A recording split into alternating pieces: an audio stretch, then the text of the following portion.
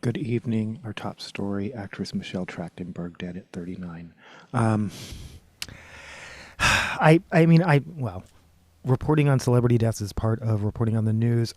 Child stars, former child stars. She was 39 years old, which is not a child, but is way, way, way too young to die. Outliving Michelle Trachtenberg was not on my bingo card. Again, when I say child star, like she's the little girl from Adventures of Pete and Pete. She's the, yeah, Harriet the Spy came out in 1996. I remember, I don't think I ever saw it because I remember when it came out only because I had read the book. I was actually slightly skeptical about her casting. She doesn't look like how I pictured Harriet. Doesn't Harriet have red hair in the book? But it's interesting, and as part of her, like, in memorandum, they talked to a variety of people, including the casting director of Harriet the Spy, who talked about how, she had that it quality, she had that, but especially she possessed that sense of self. And when I read that, I was like, oh, that casting director understands Harriet the Spy, because that is a very specific aspect of that character, her sense of self. One of the reasons Harriet was a big book for me as a child is because she was a role model of a loner child who spends a significant amount of time in their own head, and that's okay. But yeah, no, I don't think this would have been at a time where I was in my. But no, so I'm sorry. So she made that. She was 10 years old in 1996. I was 20 something. So she was just this little kid. I also, while I did, for some reason, I do remember watching Adventures of Pete and Pete. And now I'm like, where? Because I didn't have cable in my 20s. I couldn't afford cable. But I guess maybe when I was visiting my family, like I guess that's when I catch up on cable. But I don't think I ever saw the movie. I didn't know Rosie O'Donnell had been in it. No cause of death has been revealed, though Rosie O'Donnell said something in passing that Trachtenberg had been going through troubles in recent years, but she didn't specify. That could mean financial, that could mean health, that could mean any number of things, and I'm not going to speculate. However, I think her mother, who unfortunately, a mother should never find their child's body, unfortunately found her body. Did confirm that she had a recent liver transplant.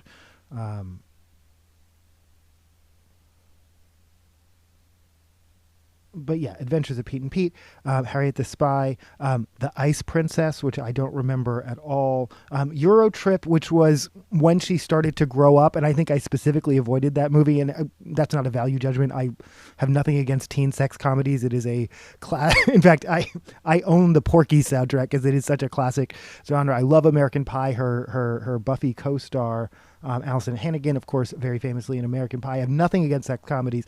I just didn't want to see her in a bikini for 2 hours. I don't like, to me, like I said, she's the little girl from Adventures of Pete and Pete.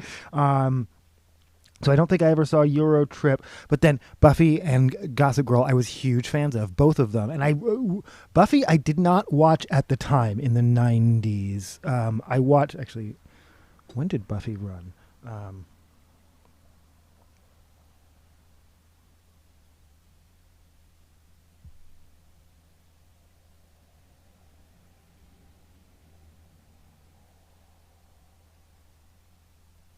I will play music, by the way. We're not. It's not. Yeah, it started in 1997. I probably started watching Buffy. Yeah, I watched neither Buffy nor Gossip Girl at the time. I probably started watching.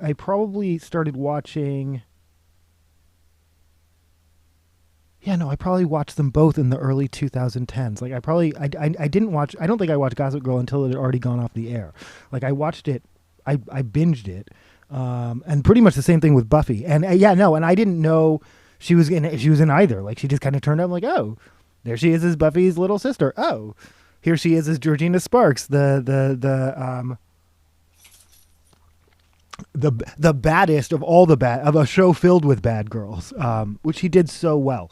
And again, that she by then, no, No, I was gonna say by then, even then, she started to feel like a grown up to me. But no, even now in my mind, she's the little girl from the Adventures of Pete and Pete. But by then, yeah, no, and it was reminded to me today that her character has a son by the end of Gossip Girl, who is incorporated into the 2021 reboot, which I had already completely forgotten existed. And though she did guest star on, her son's character was written into it, though. Trying to do the math on that. Would he be in high school? Yeah, whatever. Whatever. Not my problem. Um,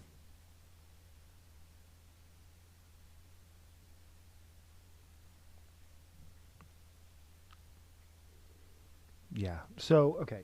What are we doing here?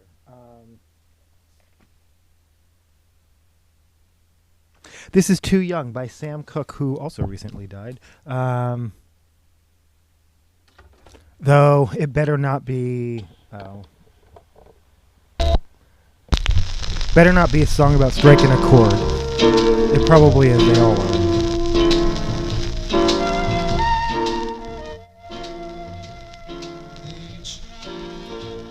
Oh, it is. Well, at least they're both too young in this one. It's not like you're too young for. I'm still trying to figure out if Your Love is that.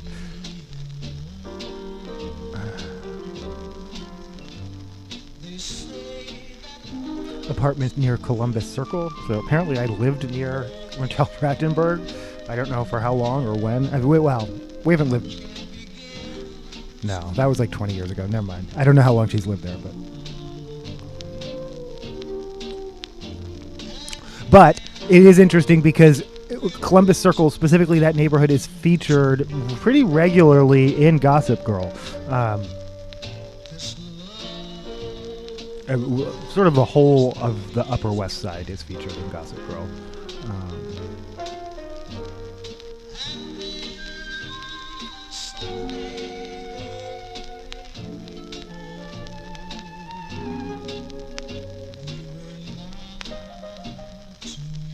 Just last month, she was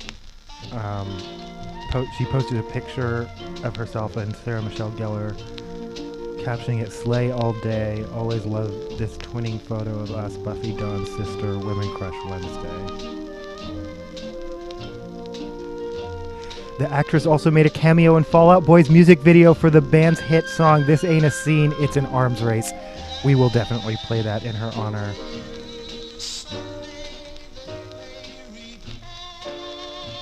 Kenan Thompson shouting her out, reminding us that they were both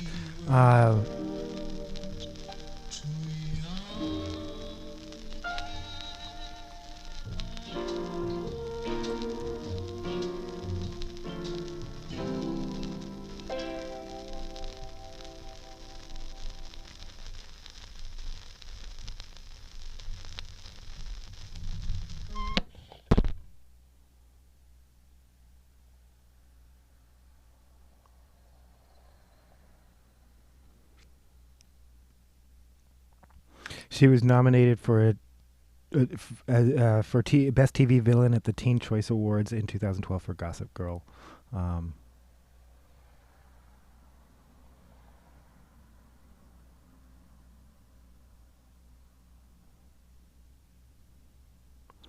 It's kind of easy to be evil when you're saying evil things.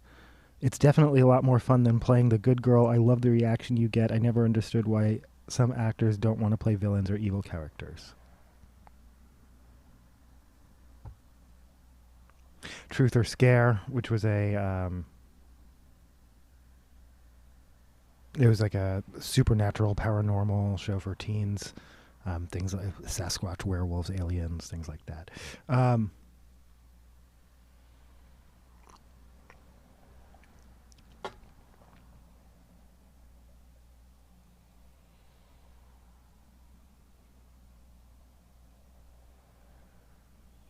The family requests privacy for their loss. No further details at this time.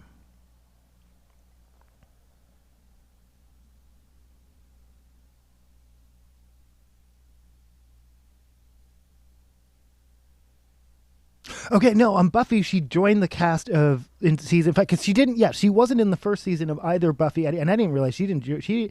Okay, she joined as Buffy's sister in season 5, and then that's the part I remember. That like for a long time, it was like Sabrina LaBeouf on the Cosby Show. Like suddenly there's a sister, and then at first it's weird, and then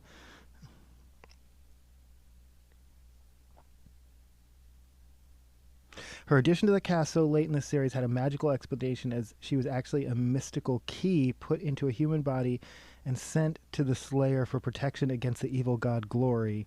At the end of season 5, Buffy sacrificed herself to save Dawn.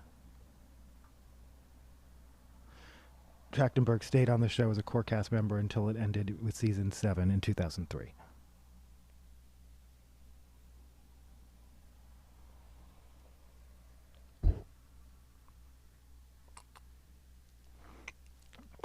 James Marsders, who played the vampire Spike on the show, shared many scenes with Trachtenberg, shared a statement to people in the wake of her death. My heart is heavy today. We lost a beautiful soul. Michelle was fiercely intelligent, howlingly funny, and very talented person. She died much too young and leaves behind scores of people who knew and loved her.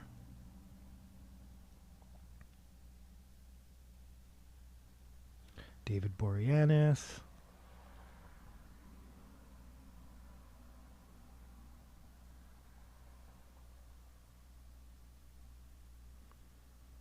NYPD says criminality is not suspected.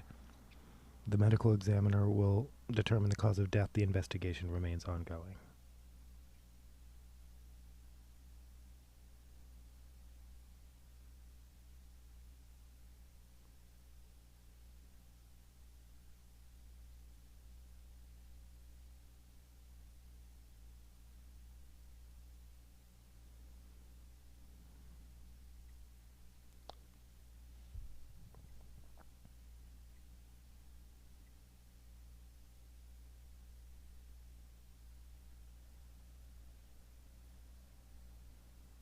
Oh, it was actually the director of the film, not the casting director, who said she had the it factor and um, the sense of self.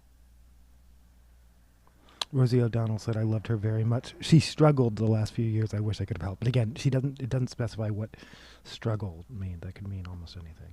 Um,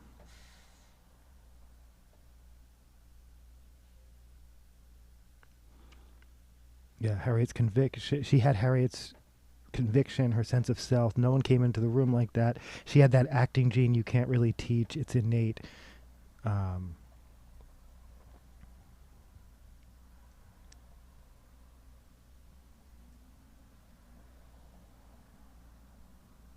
yeah, I was. I mean, I was in a. I was at an event. It was a Black History event, so I was in a room full of Black people, and I was just like, and then I I don't. I'm assuming in this larger group of people, someone was a Buffy fan, someone was a Gossip Girl fan, but I didn't know that a large enough people are going to be like Michelle Trachtenberg's dead. That in this particular group, both age wise and just culturally, that would mean a lot to them. So I kind of I just had that. I just had to sit with it on my own.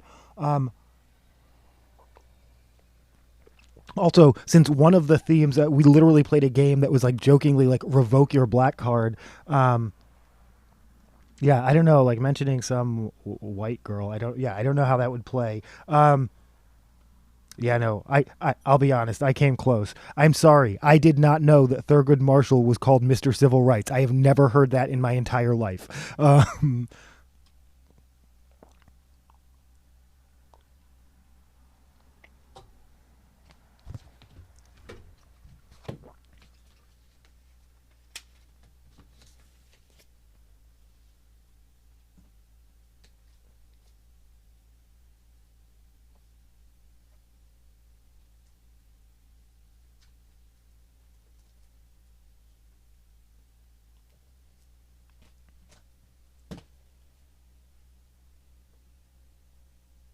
This is Some Hits Hurt, followed by Smart Accessories, followed by Thanks for Not Showing Up, by the Cute Lepers off of Smart Accessories.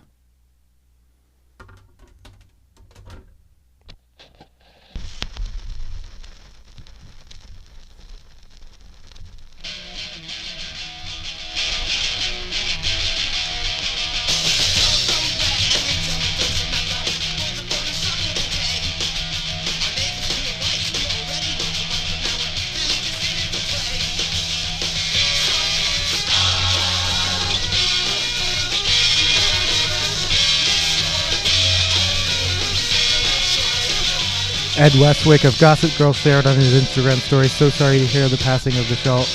Trachtenberg sending prayers. Kim Cattrall. Again, this is from the Ice Princess, a movie I don't believe I ever saw, but...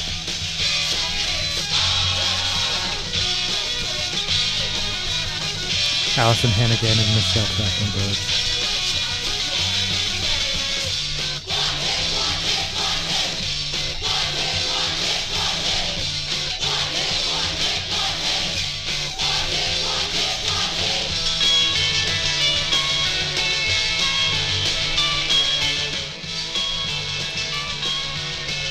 Kenan Thompson, our first Nick movie star, has departed us. She was my friend and now she rests. Check on your people.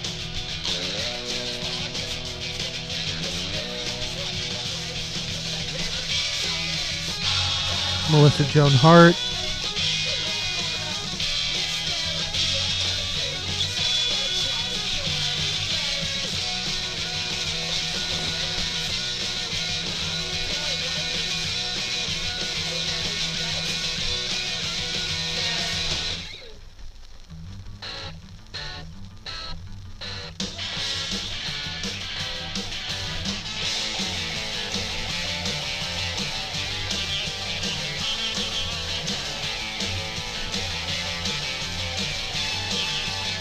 Oh my God! I don't know what this is from, but this is Melissa Gilbert, and that just just how young she. Well, they both are, but what is this like? Is this like some Little House thing? That like I don't know.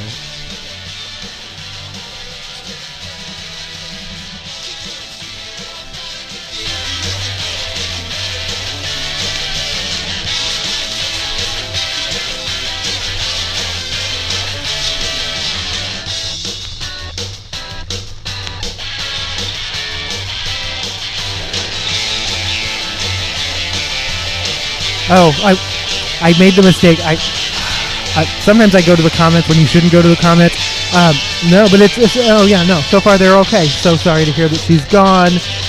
What? No love for the Avengers of Pete and Pete, which I shouted out, but this particular article I guess didn't.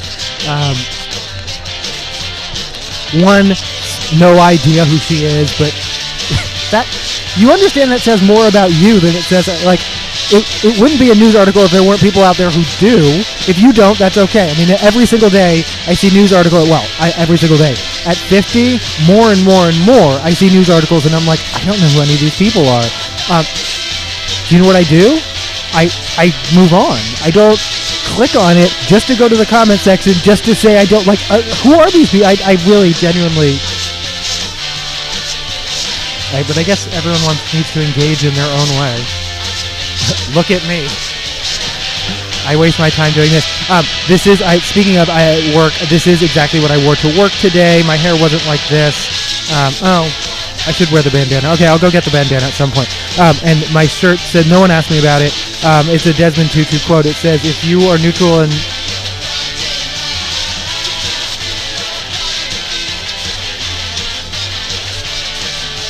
Hold on.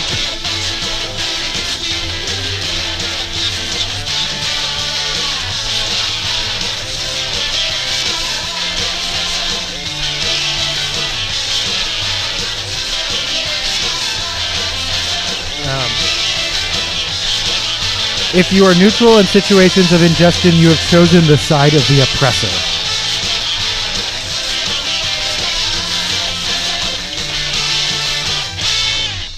Again, that was Smart Accessories by Cute Lepers off of Smart Accessories. This is thanks for not showing up. Sometimes that's all you can say.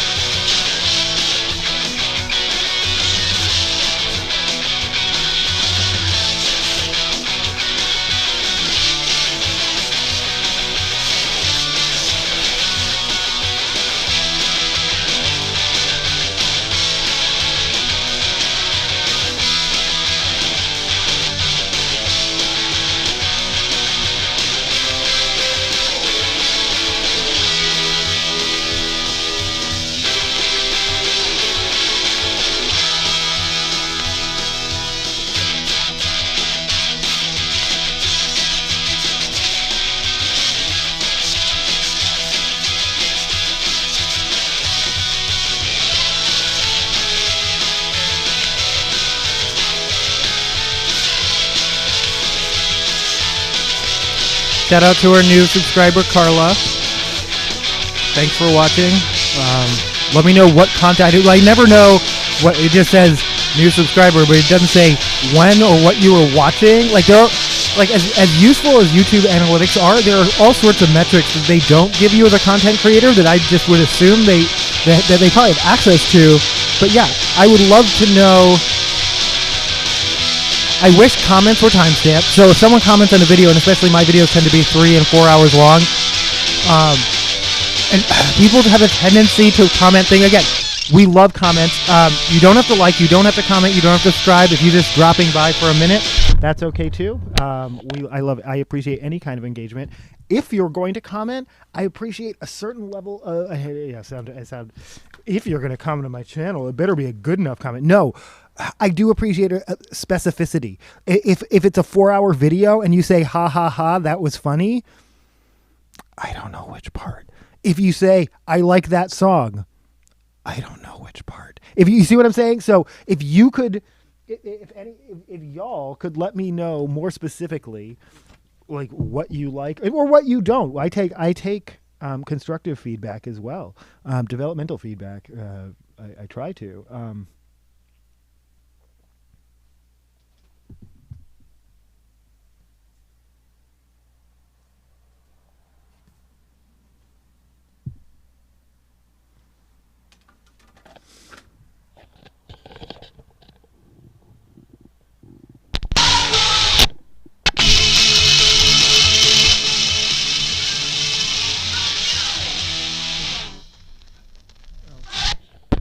Actually,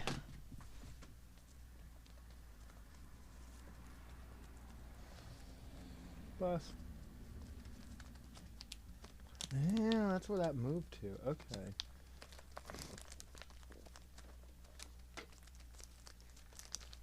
No, I did not. This shit better be here. No, it is, and it is.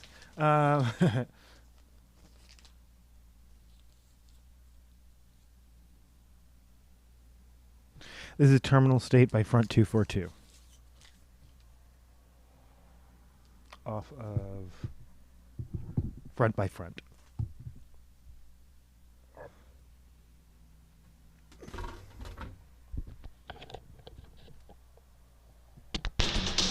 I saw Front 242 on the first Lollapalooza.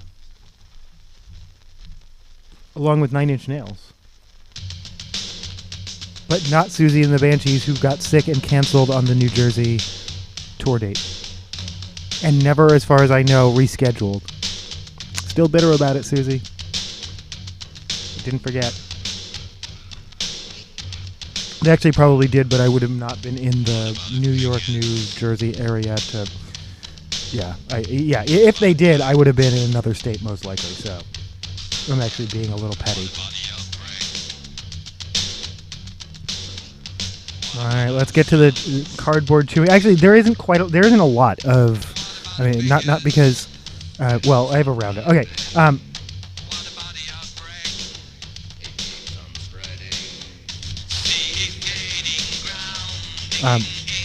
I don't normally try and match the music to the content, but since it's coming up in just a couple of minutes and we're listening to a song right now called Outbreak, Measles is now in 8 states.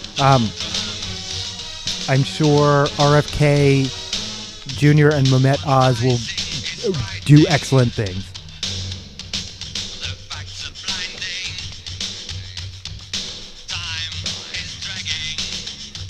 Trump says Zelensky can forget about Poland.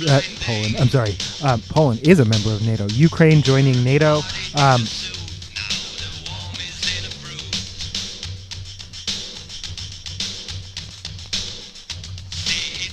Zelensky allegedly coming to Washington to sign a mineral rights deal.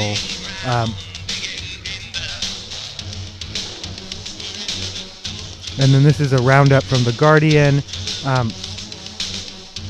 Chaos over Musk's latest demand of federal workers. Labor union and advocacy groups have asked federal court to prevent retaliation against government employees after Musk issued an ultimatum demanding they detail in bullet points. It is worth noting that on social media, he keeps saying, or you're fired, but the wording of the letters don't say that. And that is, again, I think he learned something from what happened at X, but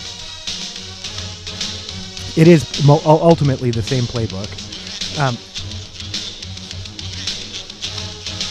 Several federal departments have reportedly told employees not to respond to the email. Fear intensifies as Trump casts podcaster as FBI deputy director. That far-right podcaster Dan Bongino, who has never served in the Bureau, would become the next deputy director. He is best known as a conservative commentator who vocally supports Trump's false claim that the 2020 presidential election was stolen.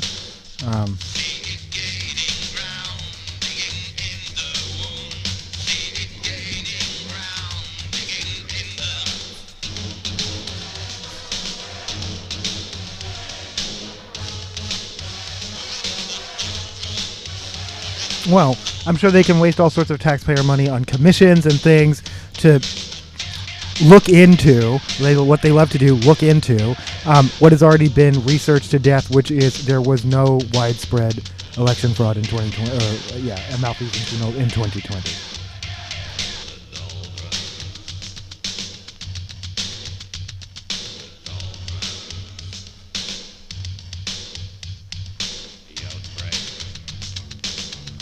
A judge has blocked DOJ's Department of Government Efficiency's access to Americans' personal data.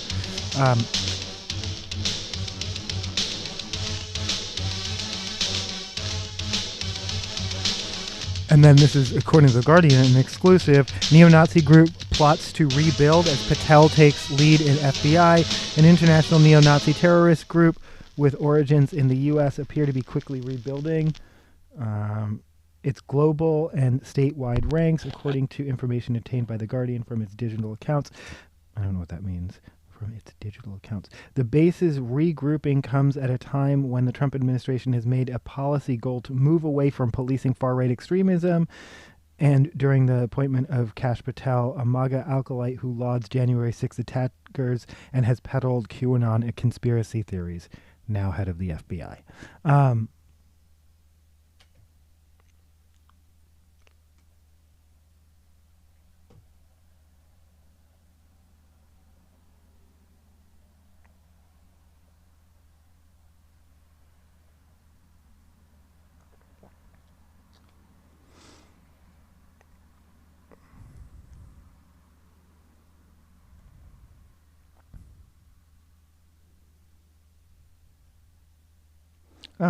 Apple announced it would spend $500 billion in the U.S. In U.S. investments in the next 4 years that would include a giant factory in Texas for artificial intelligence servers and add about 20,000 research and development jobs across the country. The move comes on the heels of reports that Apple CEO Tim Cook met with Donald Trump last week. I didn't actually hear about that, but I did hear that Apple stockholders affirmed DEI, which is a rarity among American corporations.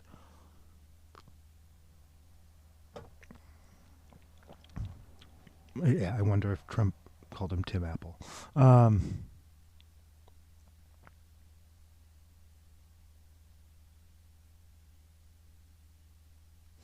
U.S. judge allows Trump's AP Oval Office ban to stand over Gulf of Mexico name dispute.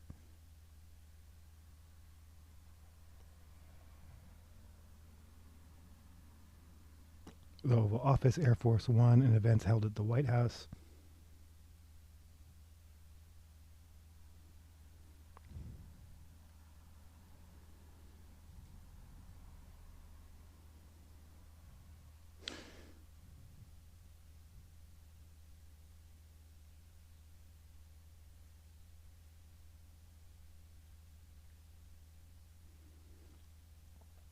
A federal judge has extended protections for trans women in prison.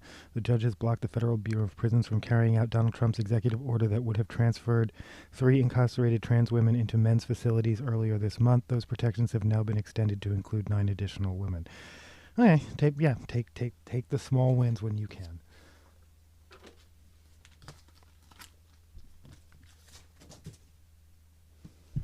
Fuck it, I'm playing Fiend Lines. This is probably my favorite Front 2 Who song. It is certainly my favorite Front 242 song about cats.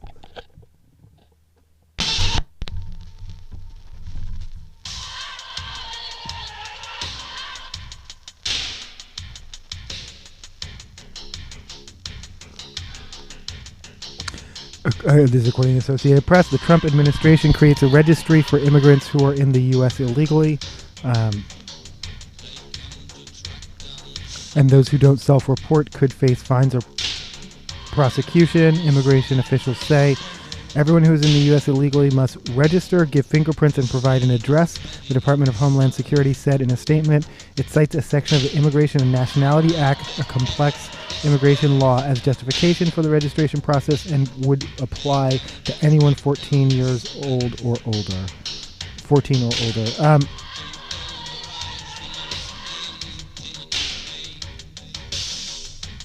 At the same time, the Trump administration has quietly removed applications for popular student loan repayment programs, potentially putting hundreds of thousands of people with current loans in jeopardy.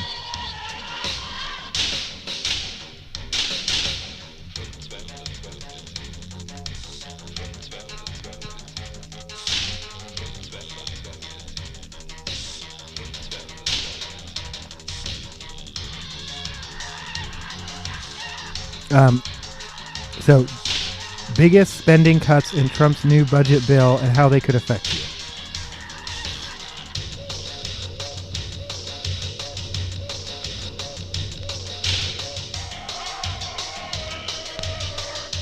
Okay, Energy and Commerce. The House Energy and Commerce Committee oversees a whopping $24.6 trillion in spending. Nearly $24 trillion of that money goes to Medicare and Medicaid. Energy and commerce. Well, I mean, commerce just means money, but and the latter will almost certainly take the biggest hit.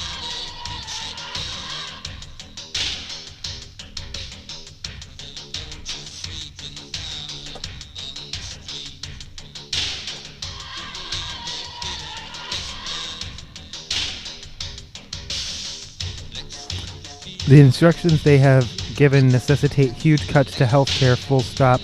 Bobby Kogan, a senior director of federal budget policy at the Center for American Progress and former Senate and White House budget official, recently told the New York Times there is a mathematical requirement. Yeah, Medicaid. So, Medicaid. Education and workforce must... I see. Okay. Energy and commerce must cut at least $880 billion. Education and workforce must cut at least $330 billion. The Education and Workforce Committee oversees $722 billion in spending, and nearly all of it involves child nutrition and student aid. Almost half of that money would have to disappear under Trump's new budget blueprint. Make America healthy again. Cut child nutrition.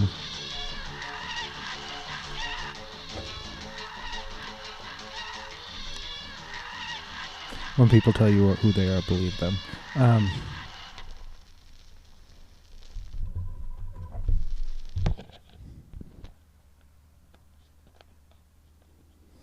Agriculture must cut $230 billion.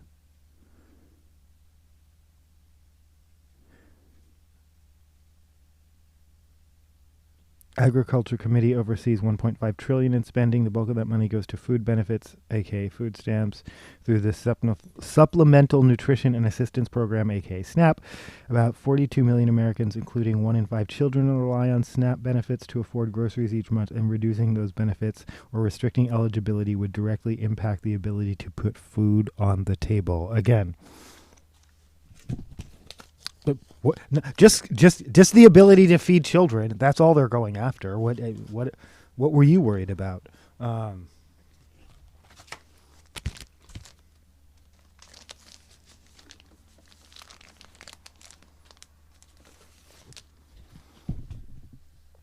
In honor of recently watching the Jimi Hendrix documentary, it was a docudrama. This is TSOL's All Along the cover of All Along the Watchtower.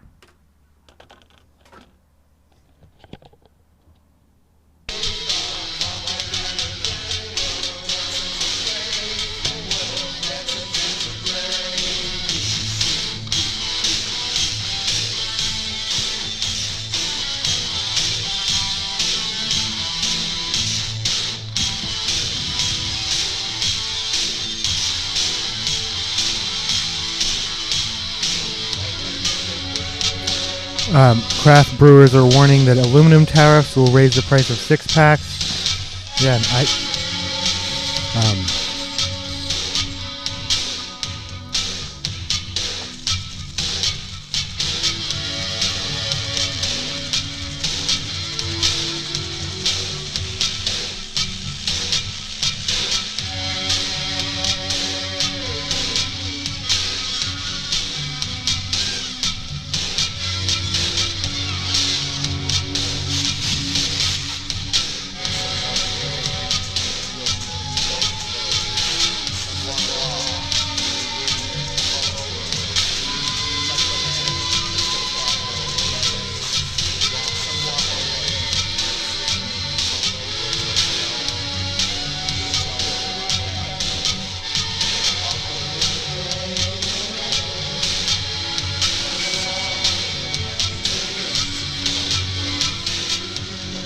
Supreme Court appears likely to side with straight woman in reverse discrimination case.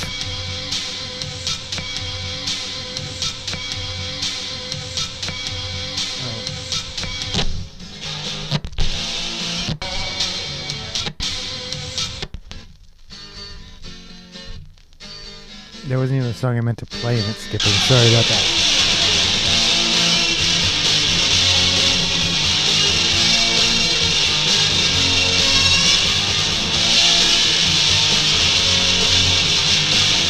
I forget. I didn't realize how well this works as a punk song. It's because it is just like 3 chords.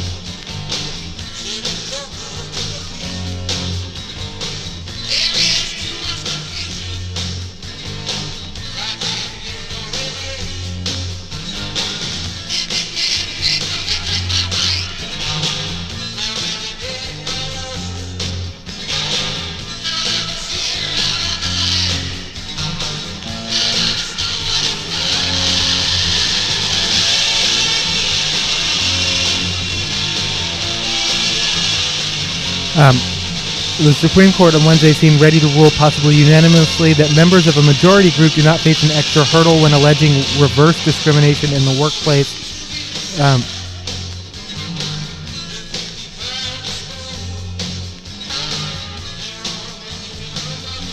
The case was being argued amid a raging battle in the country over diversity, equity, and inclusion programs. But the justices steered clear of that larger debate and focused solely on the appeal of an Ohio civil servant, a heterosexual, who said she lost 2 jobs to gay coworkers she felt were less qualified.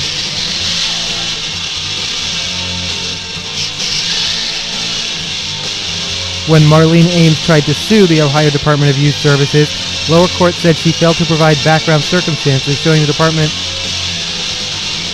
was... I'm sorry, I don't know why this sentence is suddenly difficult for me to read. Showing the department was that unusual employer who discriminates against the majority.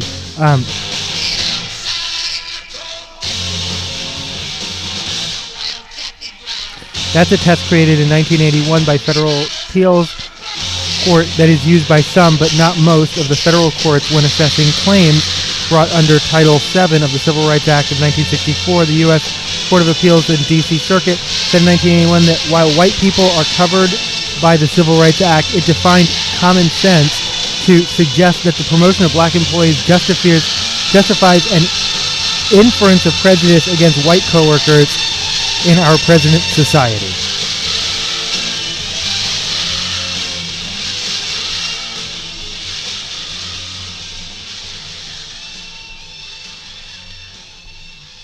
But the law itself, which bans discrimination on the basis of race, color, religion, sex, or national origin, doesn't set different thresholds for members of a minority and majority groups. Okay, I thought it was one thing, but it's not, and I don't know if I disagree. I'm like, begrudgingly, I think I might agree with this. I don't know. Tell me why I'm wrong. DEI under siege, why more businesses are being accused of quote-unquote reverse discrimination. Well, there you go.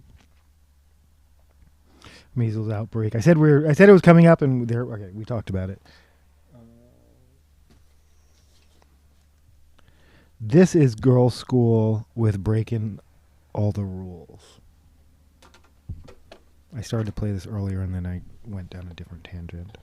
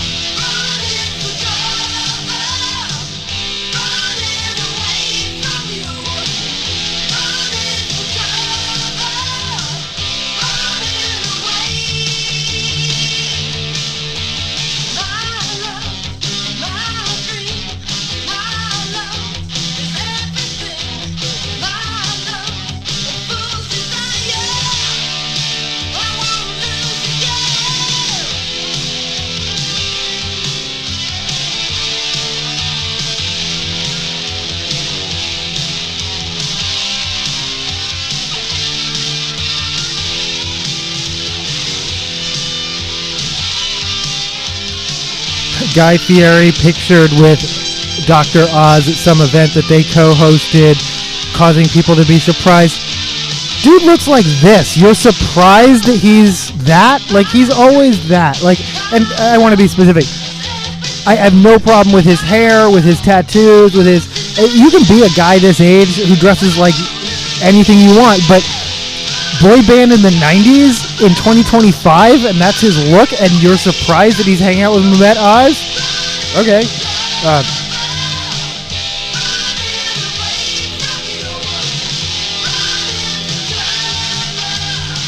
Oh, spoiler alert. Yeah, well, spoiler alert. If you're watching George and Mandy,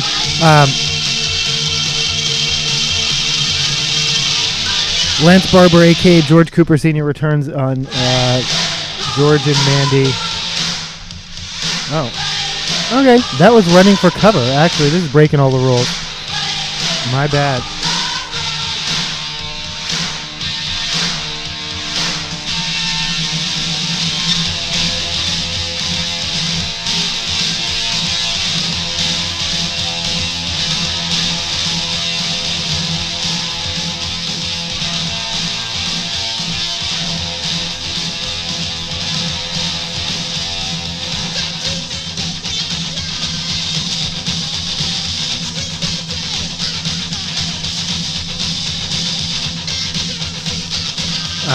As preordained in The Big Bang, a show I have never watched, by the way. I've never watched one full episode.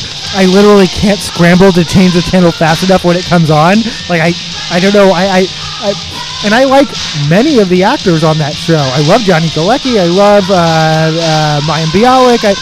Nothing against... I don't know what it is against. I just... Something about that viscerally...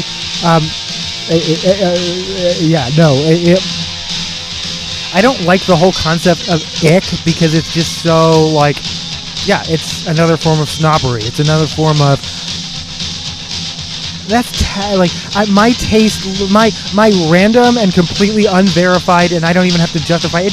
I don't know, it just makes me feel weird. I just don't like the whole concept, but something about that show was that. Because again, I don't have anything against Chuck Lorre. I love Mom. That's one of my favorite shows. I love how, and I love Young Sheldon. I don't even have anything against the world that it's setting. And I love George and Mandy. I just have still no interest in going back and watching Big Bang. Maybe one day I'll have a change of heart. Maybe one day I will have no other choice. Until that day, I will proudly remain someone who has never watched a complete episode of Big Bang Theory once in my life. Of all the things I am not certain of and I am certain of, that is one thing I'm certain of. Not once ever. But I did love Young Sheldon. And mourn the loss of that show. George and Mandy is not that. Everyone now, including the dead dad. Oh, I'm sorry. I'm spoilers for two shows. One, the dad on Young Sheldon dies in the last season, or the second to last season. That was preordained, again, from the lore of Big Bang, that his dad died of a heart attack at a certain age.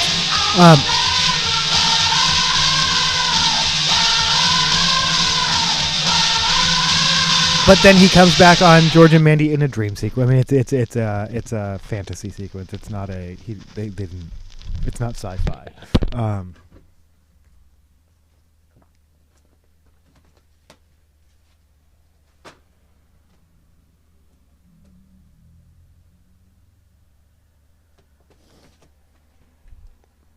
This is not like Us. By Kendrick Lamar.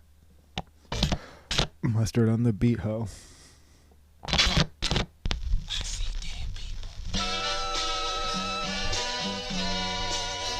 I like how they only put the lips on Drake. I'm just noticing that.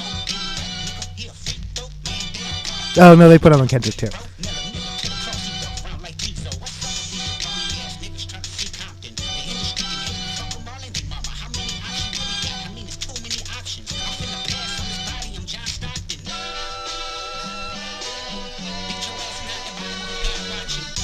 Oh. Well, Kendrick is coming. Beyonce is not coming to Seattle because the conversation of who's going to see Beyonce quickly turned to where? Atlanta, Los Angeles, and who's the third? I can't remember. Someone else was going somewhere else, but Houston probably.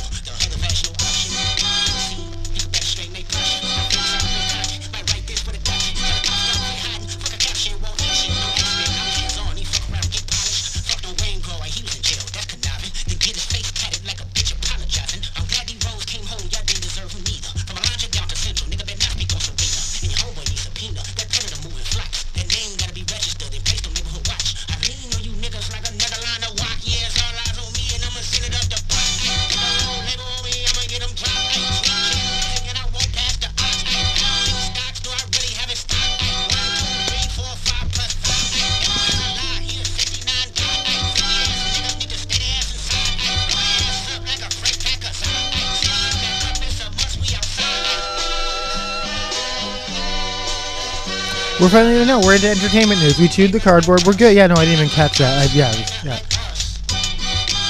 So I guess this is, we started with, yeah, I mean.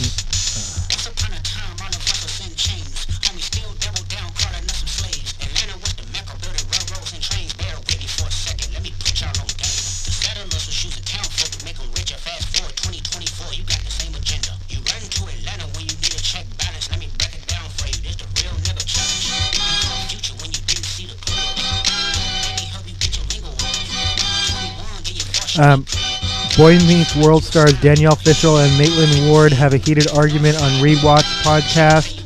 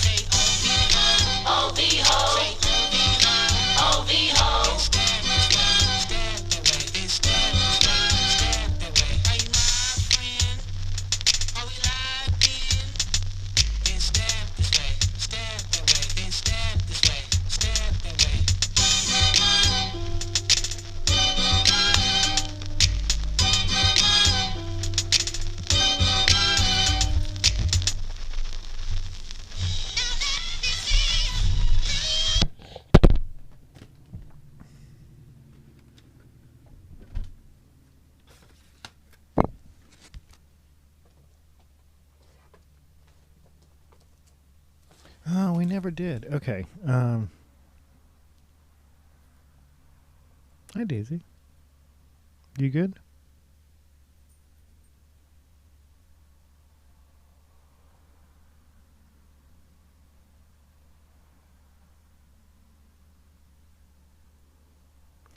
All right. This is the P-Tanks with... wait. Yeah, this is the P-Tanks with or without you.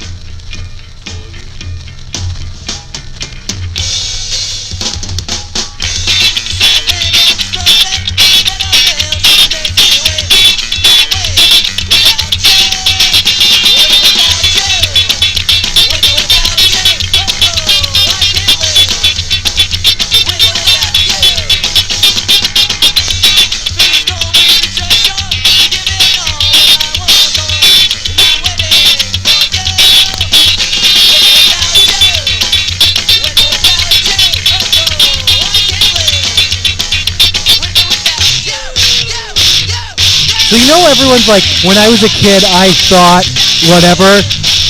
When I was a kid, I thought this song was called Wither Without You, which still makes sense to me. Like without you, I would wither away. Like wither without you. Does that, you get it? You hear it?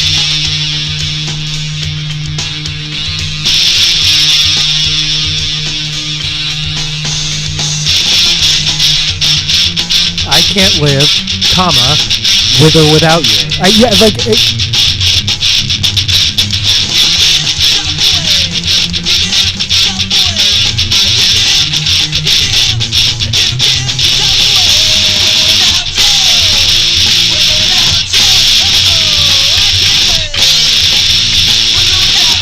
Oh, anyway, yeah, no, but Danielle Fishel and Maitland Ward got into a heated argument, and then it resurfaced the fact that I guess Ben Savage doesn't talk to any of them, but possibly still Maitland Ward.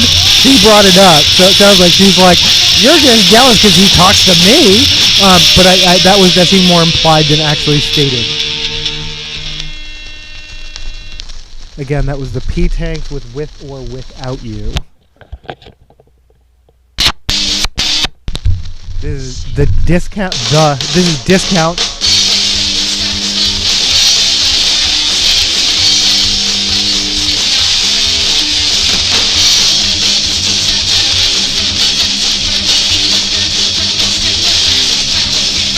off of Totally Fucking 80s.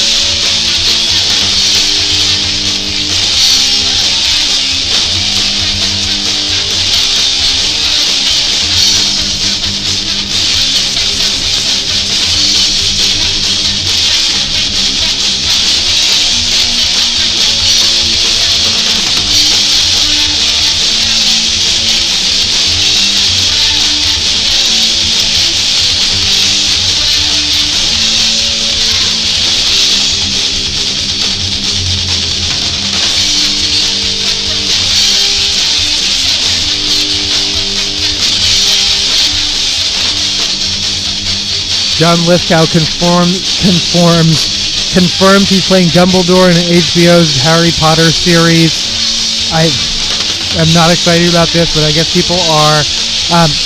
He acknowledges this will probably define the last portion of his life. Also, he's talking like he's dead or dying, and my dad does that and stop. Like, you're not, unless you have a medical condition, don't stop.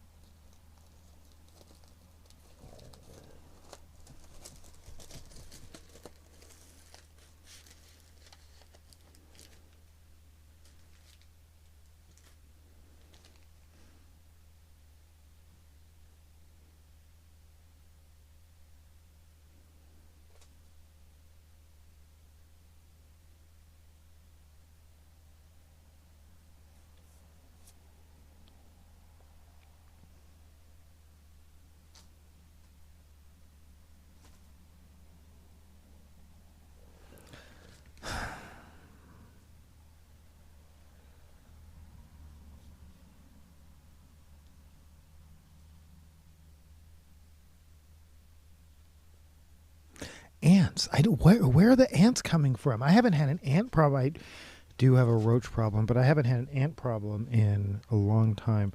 These are the mystery girls. No, I have not found them, and I don't know who they are. Who are the mystery girls? This is Who Are the Mystery Girls by New York Dolls.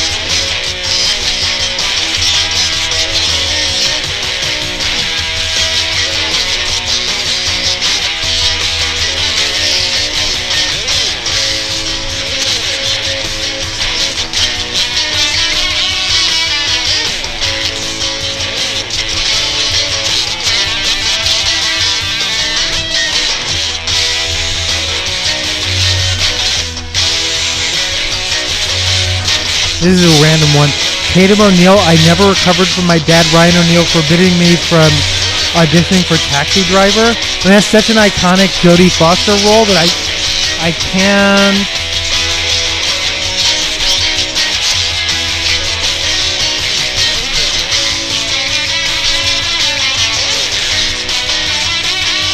Yeah, I can't. But no, I'm sorry, I can't. I can picture Tatum O'Neal in that. But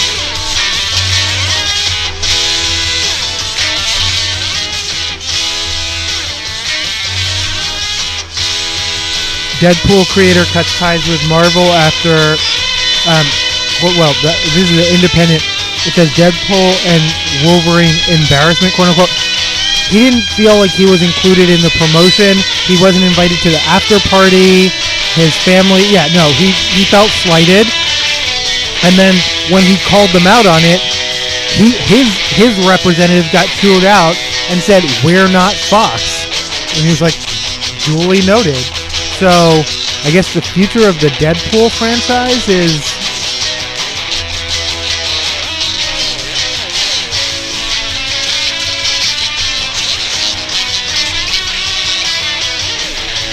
Oh, New York Post. Why Ryan Reynolds' aviation gin brand won't appear in Blake Lively's Simple Favor sequel, which is called Another Simple Favor. Another 48 hours.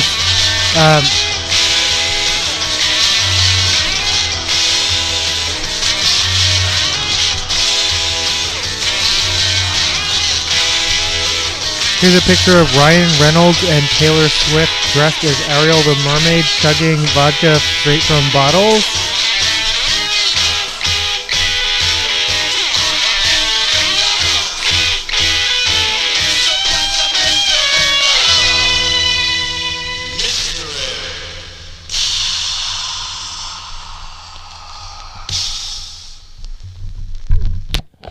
And the reason is...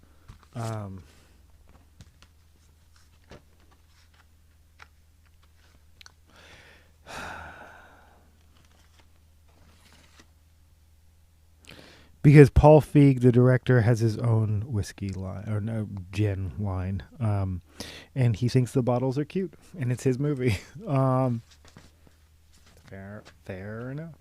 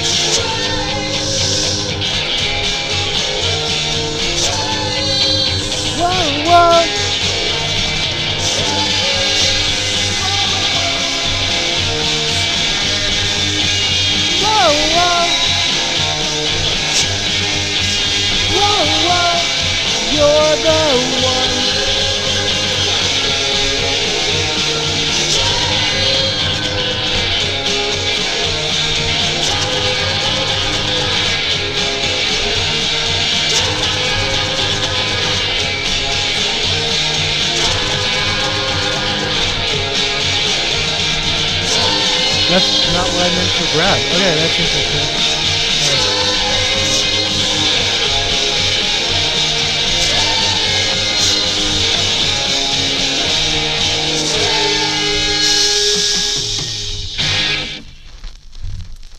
How do you call your lover boy? And if he doesn't answer? And if he still doesn't answer?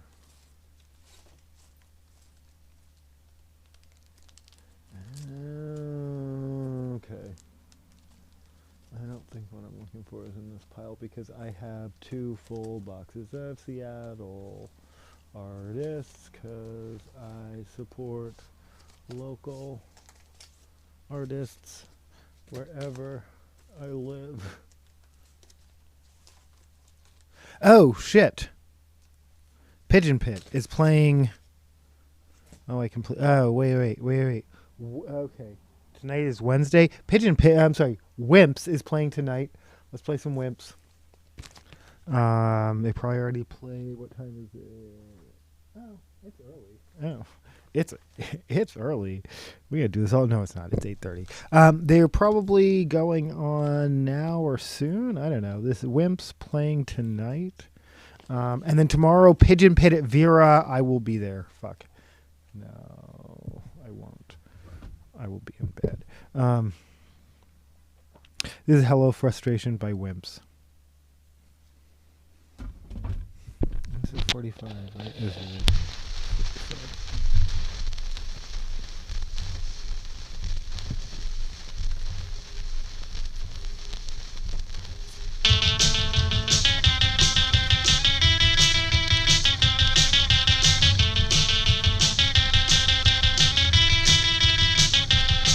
Off of Repeat.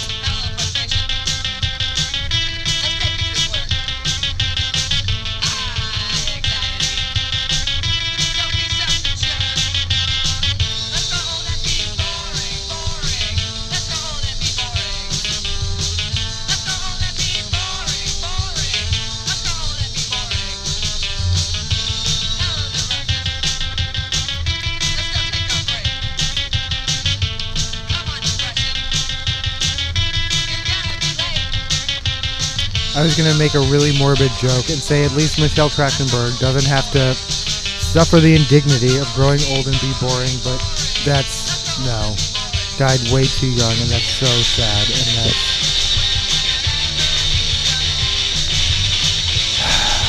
I can't even say Cameron Boy. Yeah.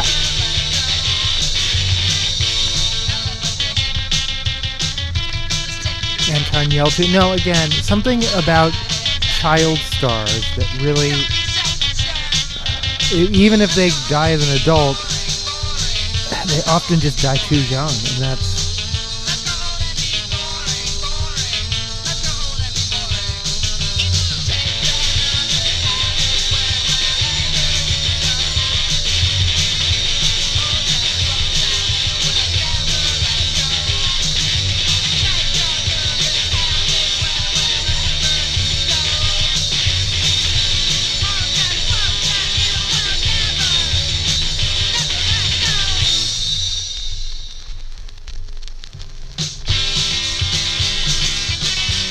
I'm gonna play this out. This is UFO, probably followed by Nap.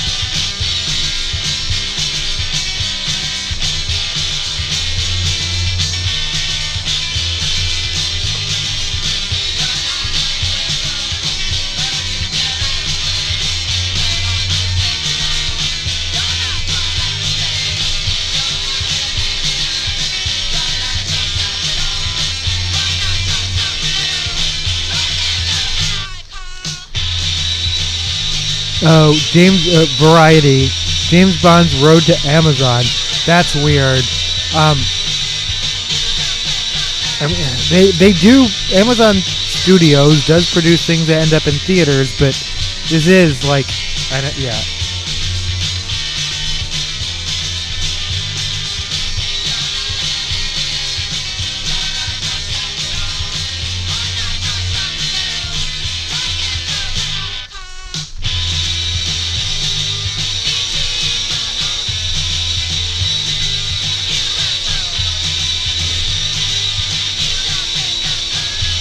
Yeah. Wow, I didn't even think of that. Okay. Of course, Variety. Following a year of fraught negotiations, Amazon will soon have full grip of the franchise that has spawned 25 films about Agent 007, but whose TV licensing spin-off and interconnected cinematic universe potential has been unmined. I'm going to play this out too. 3 by Wimps. This is Nap.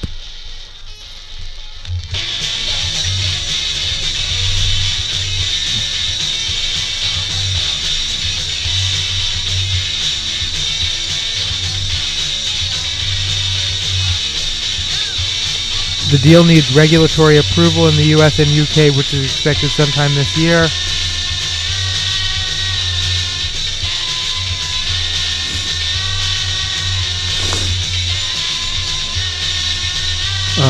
Jeff Bezos, who signed off on the complex transaction that sees Broccoli and her Barbara Broccoli. Albert Cubby Broccoli is the original producer. His daughter Barbara Broccoli and her half-brother Michael Wilson retaining a financial stake in the property. Bezos is keenly interested to see how the tech giant can bring Bond into the digital age. Or in Amazon terms, how can we everything store this shit? I'm sure it'll all work out great.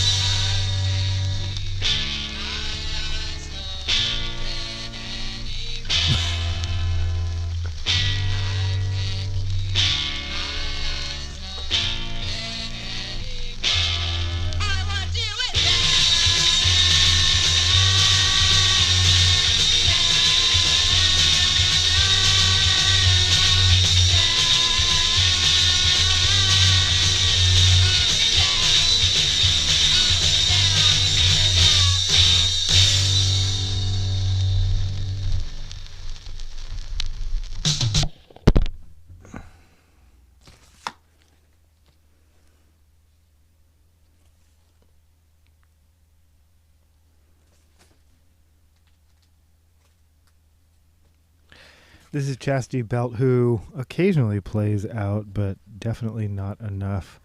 Oh, that's not what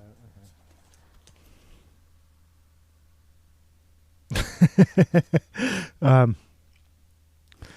Healthy punk or giant vagina? I'm kind of feeling giant vagina.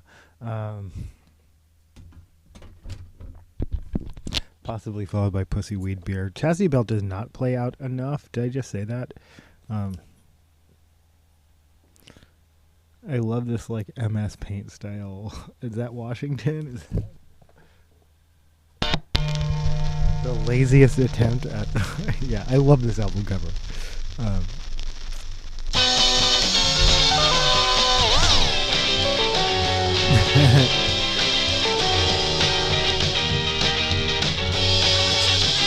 Oh, shit. Help yourself. I always think, but this was reissued on, because everything else is on Hardly Art, right? This was reissued on Hardly Art, wasn't it? At some point? Right. I know No Regrets, it's 2014, right? No Regrets celebrated its, there were, that downtown, what used to be the...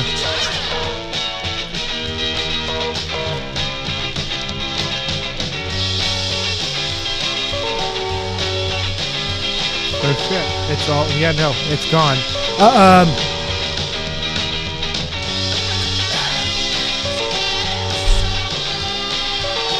It's not a Gap, but it's owned by Gap.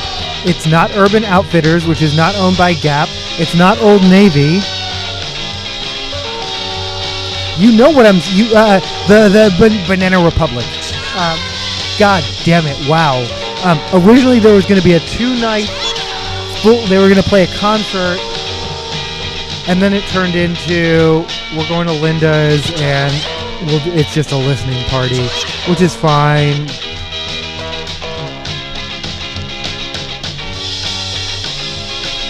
but you couldn't even tell who was there for that or whatever. I just went there and did some of my loom weaving, which I hadn't done in a minute, but that felt good. That was a fine party. Chastity Belt mostly kept to themselves, but that's okay. I wasn't gonna bother them on that particular day, although I have in the past. Mostly just to tell them they're great. I mean, and not to. I hope. Yeah, no. I'm this weirdo again. I know. I love you as a band, just like collectively as a band, not not any individual person. And don't. Oh my God. What?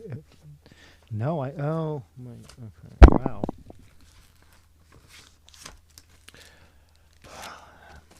No, thank you. Free up storage pop-ups right now. I know. Storage is an issue. What? Oh my gosh. Okay. What? Okay. Sorry.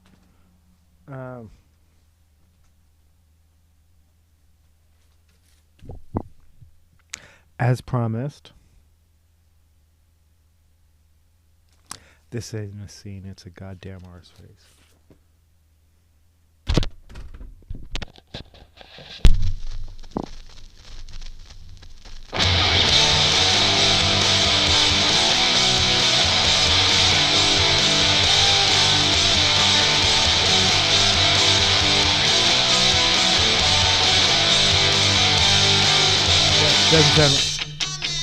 That's not the same. This is Dead on Arrival. Let's just begin at the beginning.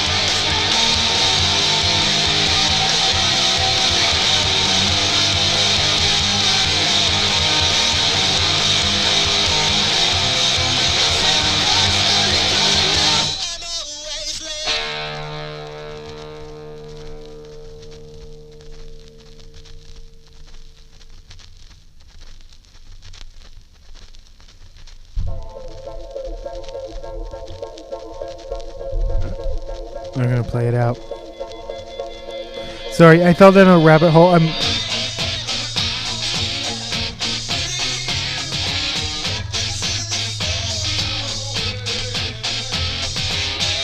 Okay, that's okay. No, this is what I wanted to play. Yeah, okay.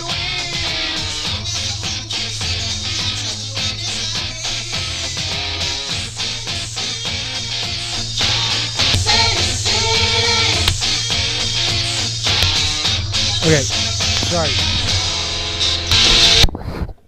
No, okay. This is not that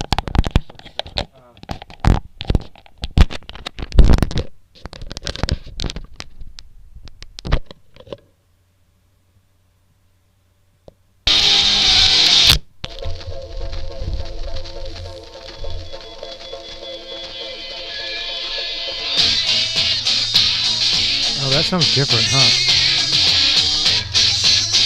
Let's see if it scratches though. It sounded better before.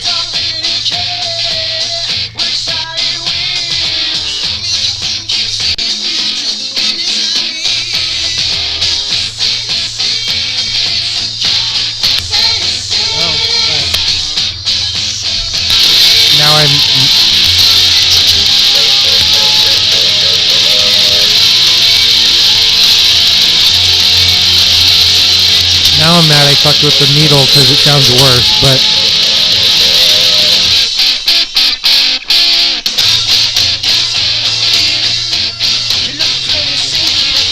I'm gonna fuck with it again. I don't care.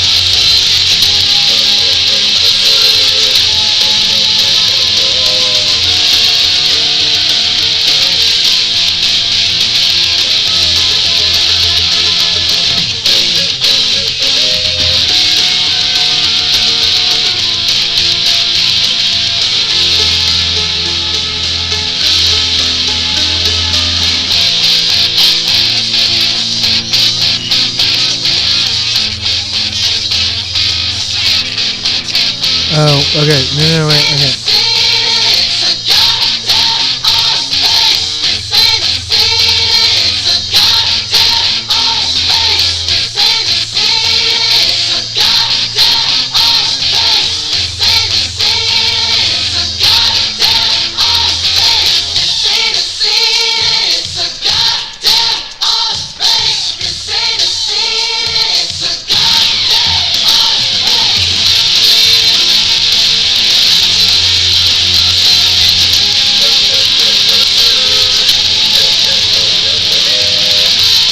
They made a sequel to Bruce's Millions. I'm sorry, I fell down a rabbit hole of Thelma Hopkins. I love Thelma Hopkins. I met her. And Nell Carter and Hal Cooper, the director of many episodes of Give Me a Break. While they were shooting an episode, it was a scene. You know we're going to make a Brennan break. We're just going to play this shit out. They sent you to me with that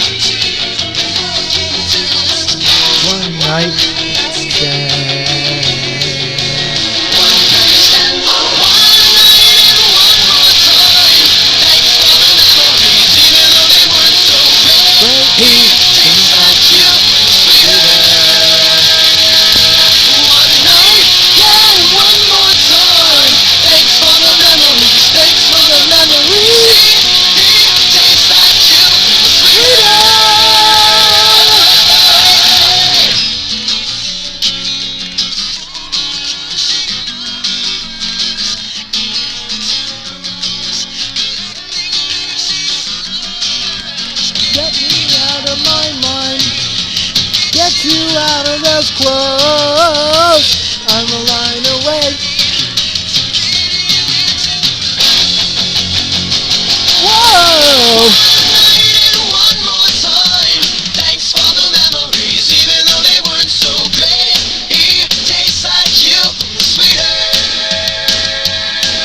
One night, yeah, one more time. Thanks for the memories. Thanks for the memories. He tastes like you, sweeter. One more time. Thanks for the memories, even though they weren't so great. He tastes like you, sweeter.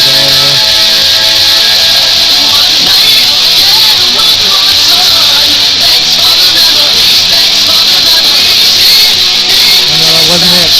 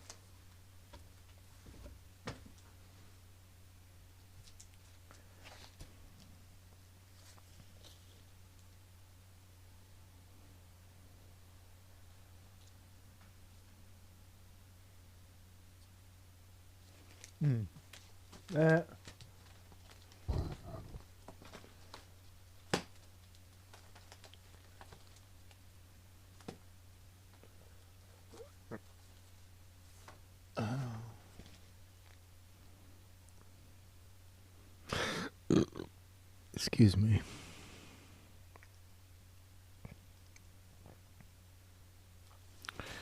Well, because I'm going to have limited opportunities to play this. Coming up, this is the first day of winter by Screeching Weasel.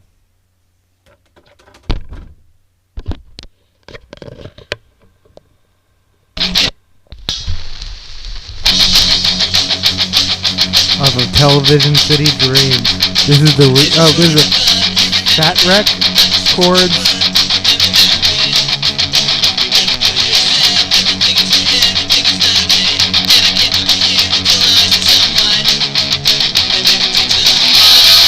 Daylight Saving Time is March 9th.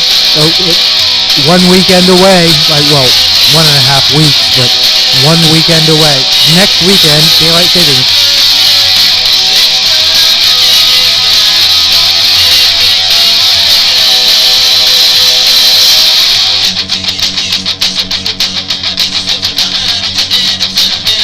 I was going to fix the needle because it sounds so... No.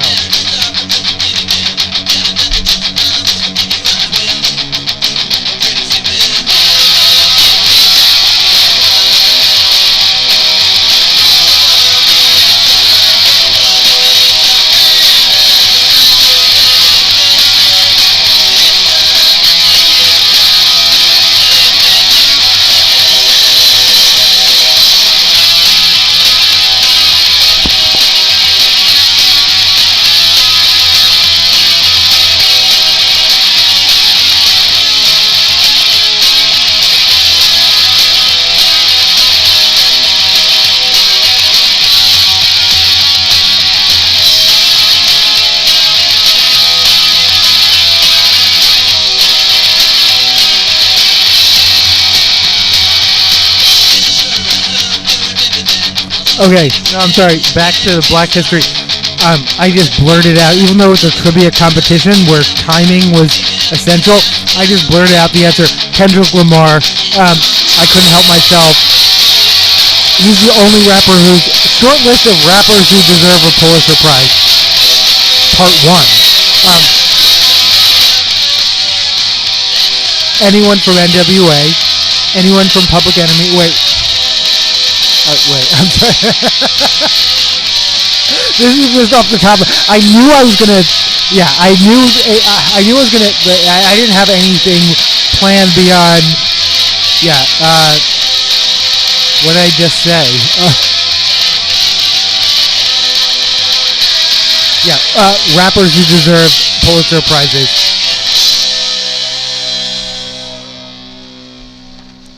Yes, obviously Kendrick Lamar. Not Drake. No offense, but.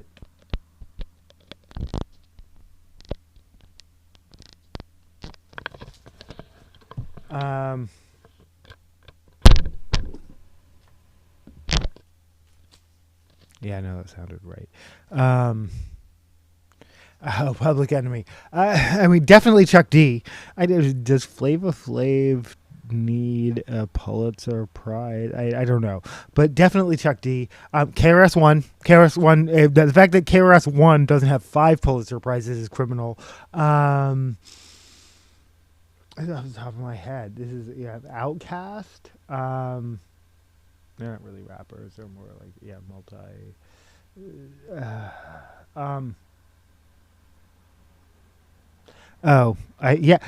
This was easier earlier today, but I wasn't drunk then. I had 10. I had a whole list. KRS One. Immortal Technique.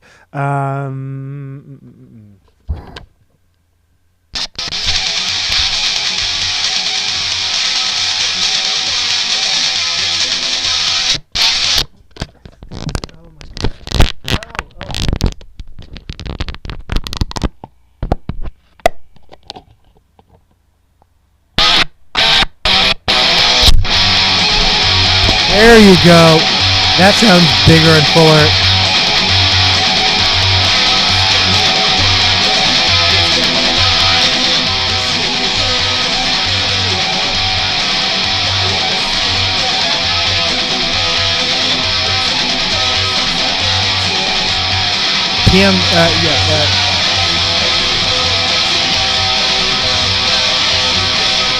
PM Dawn, De La Soul. No, in a perfect world, which rappers?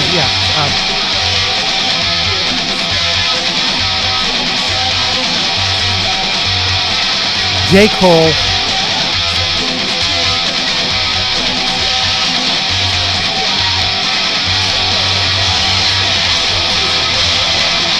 Not Tyler the Creator, though I would have included you at one point, and I'm not even sure why now.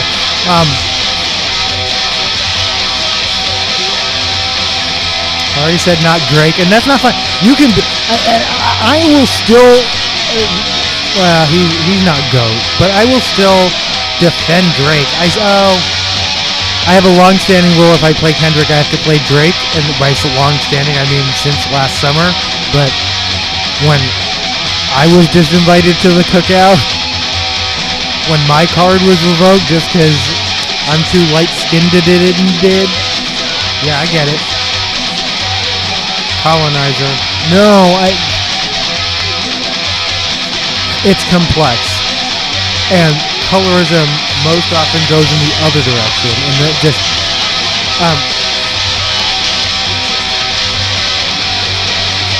no, and I played Not Like Us, but I also don't, for a long time, I just hated that song. It's so super fucking catchy. Mustard on the beat, ho. But it is colorism. And again, colorism most often refers to lighter-skinned black people who have closer proximity to whiteness, discriminating against darker-skinned black people. But it can mean the opposite as well. That whole reverse discrimination thing.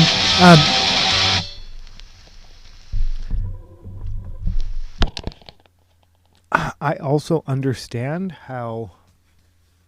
And unfortunately, to a certain extent, just kind of accept when all you have is socially marginalizing someone, then that's all you have, and you will use that tool, and you can, and you should, especially if they are a threat to you and your community. Why is that person at the cookout? Are they going to go somewhere else and tell someone something that will harm us. I think those are valid things. I also have experienced my entire life, I was going to say within the black community, but really adjacent to the black community, because I haven't spent it within the black community. I went to a predominantly black high school. Within the black community. I can say within the black community, feeling very acutely like people expressing they not like us, and I'm like, yeah, okay, well, the whole gender thing, which is definitely not. I mean, that is a whole. Someone who I really like, actually, at my job, mentioned at the thing, the Black History Month event.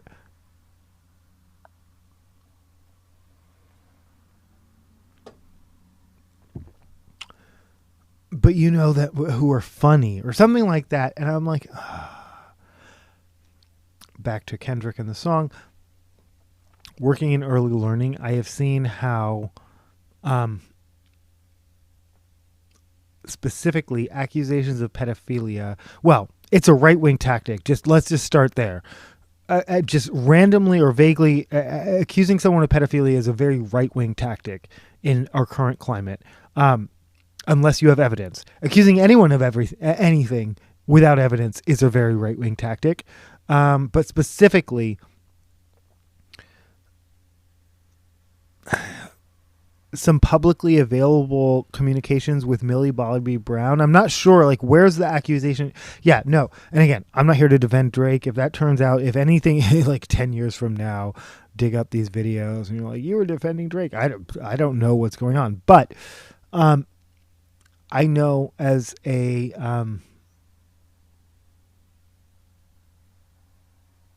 the entire time I was in classrooms, I openly identified as male.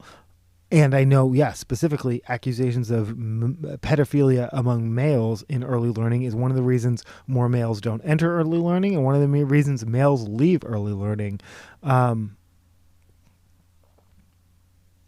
And I know accusations of pedophilia specifically have been weaponized against gay and trans people in this modern era. And that song, as catchy as it is, Not Like Us, uses the same weaponization against Drake in a really interesting way for a Pulitzer Prize winner. Because I understand, you're saying, well, you got a hit out of it, and that's great.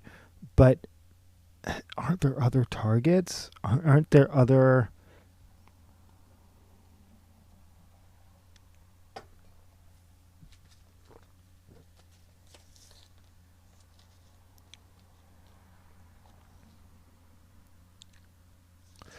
This is Heavy Hands by Hollis.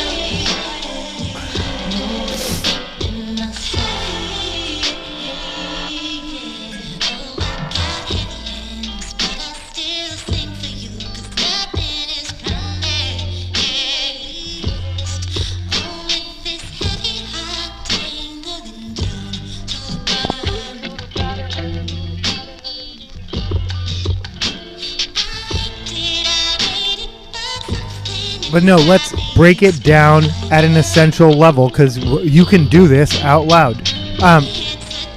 White supremacy is the issue.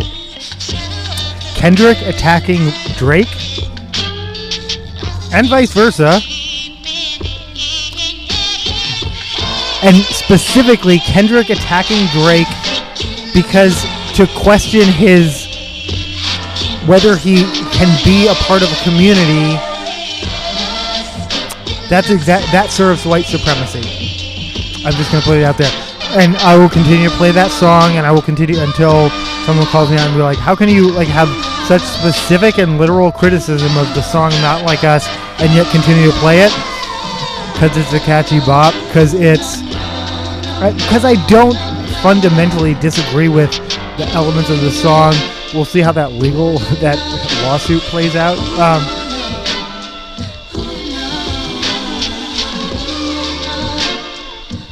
And as far as like elements go, I do think Drake suing Universal is his calling the cops moment. Like that did not. Like again, I'm not here to defend Drake. I'm just here for myself. I'm just here to.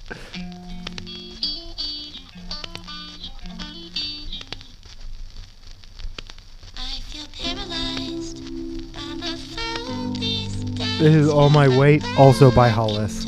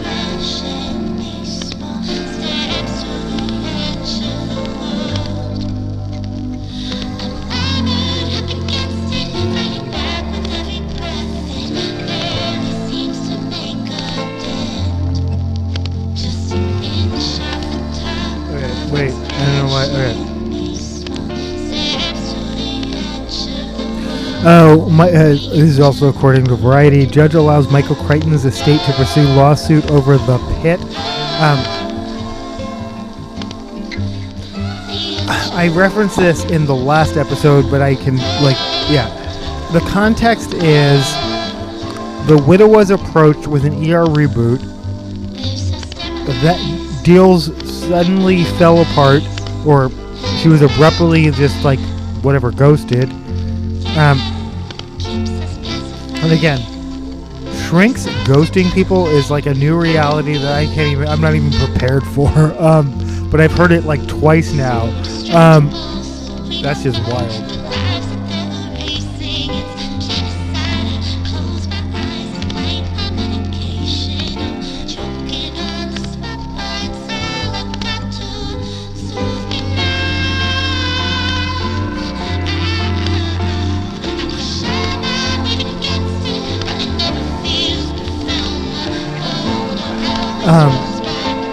And then suddenly this new show with Noah Wiley that has like exactly the premise that you.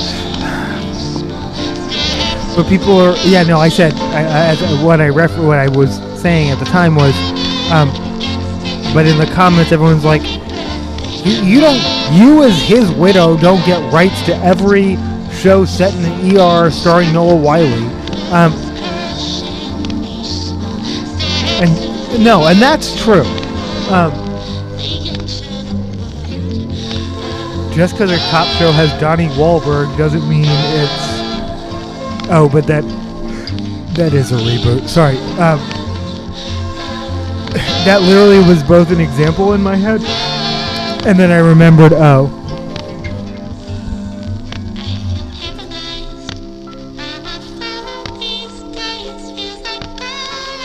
What the fuck? I did not. No. Alright, BRB.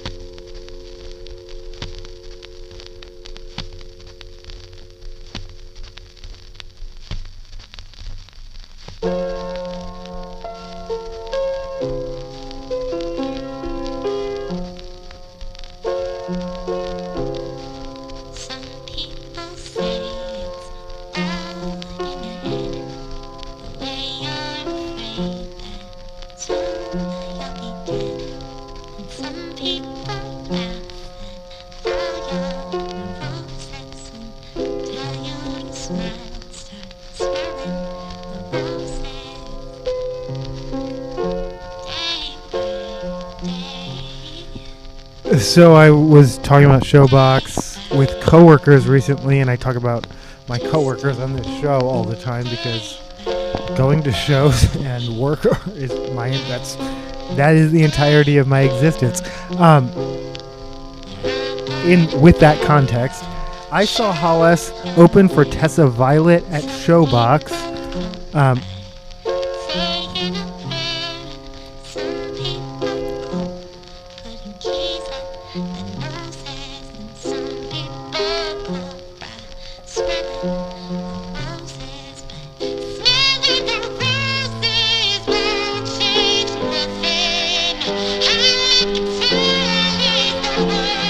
Kelsey Ballerini stops concert to call out fans mid-song, slamming ex-husband Morgan Evans. We're 3 years past it. She's like, you don't need to. You can hype me up, but you don't need to diss him to hype me up, which is valid.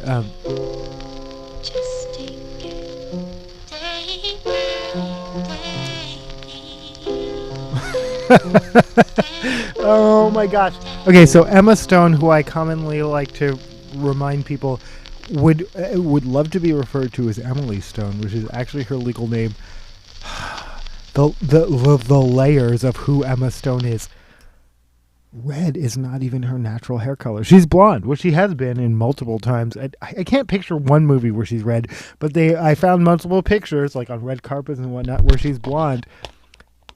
Emily Stone, you're like, I don't know who the fuck you're talking about, is not a redhead, is not a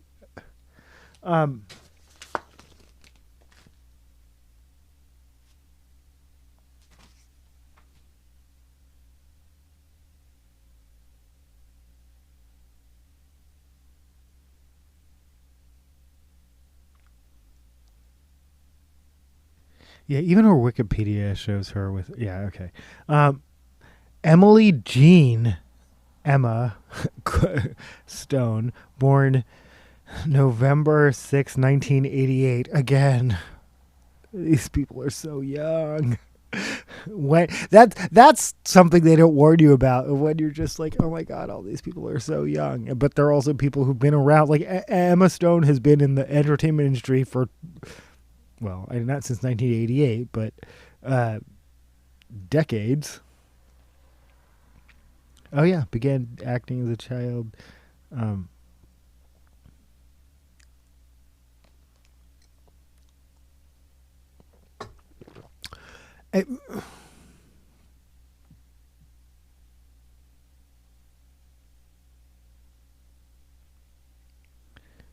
Wait, is that true?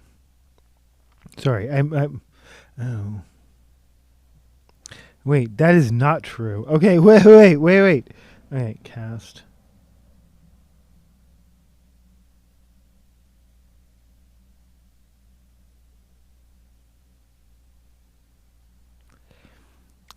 Oh my gosh. Okay, I did not realize. Who is the other love interest for Peter Parker? Gwen Stacy? That feels so wrong. Okay, I don't know, what am I getting wrong? I'm just going to look it up. Peter Parker love interests. Oh, no, Betty Brant is not Mary Jane. Mary Jane distinctly in the comics has red hair. Emma Stone is playing Gwen. Okay, I need to go back and watch those early Andrew Garfield Spider-Mans, because I do that was I'm more the Tobey Maguire. I'll be honest, Kirsten Dunst. That's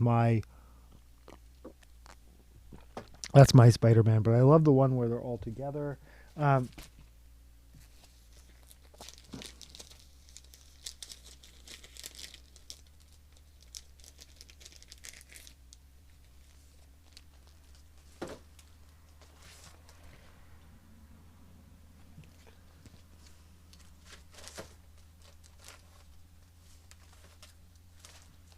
Oh wait, have I not played Pigeon Pit?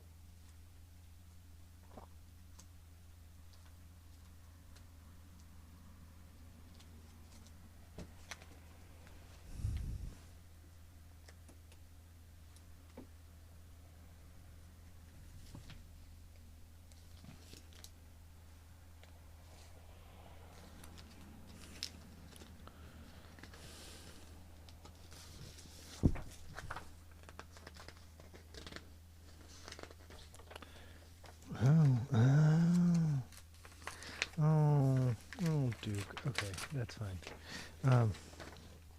Give me 1 second because I know what I want to play, but.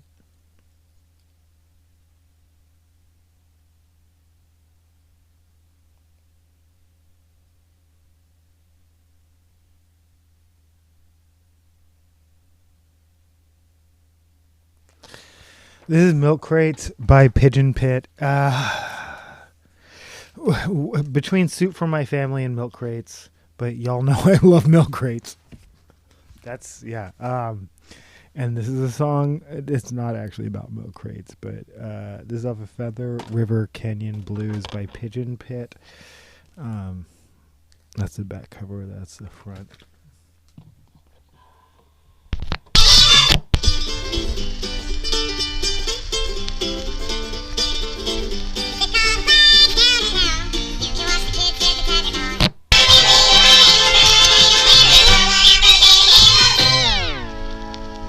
Wait, how is this not a 45? I'm confused. Okay.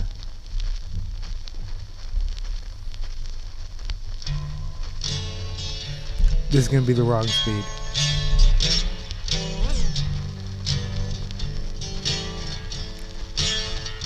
This.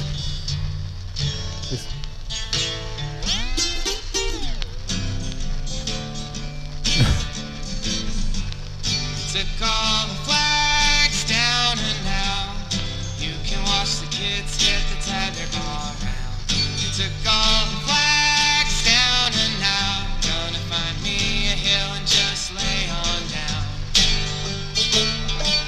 Oh, this is Tether. That's not what I meant to play, but I like this song.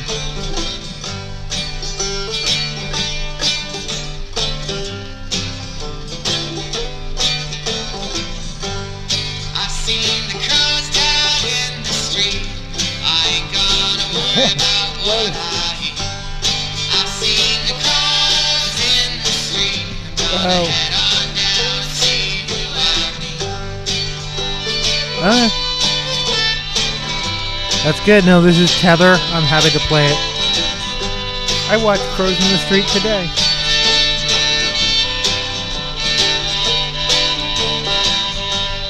I seen a hole in a chain link fence. I'm gonna find me a place to rest. I seen a hole down in the fence. I'm gonna run until my head makes sense.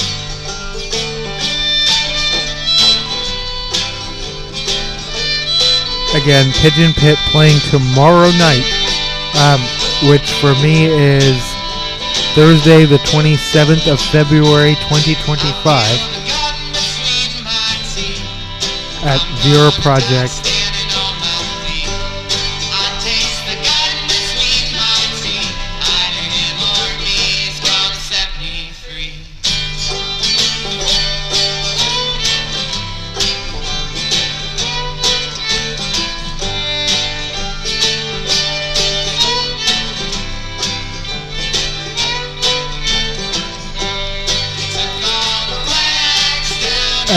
Not a natural redhead. I guess that's the shocking thing about Emily Stone. Emily Jean Stone.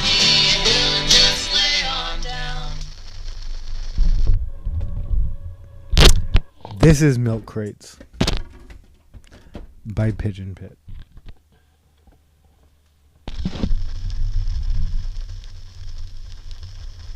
Thanks for listening. Thanks for watching. Oh, I love this.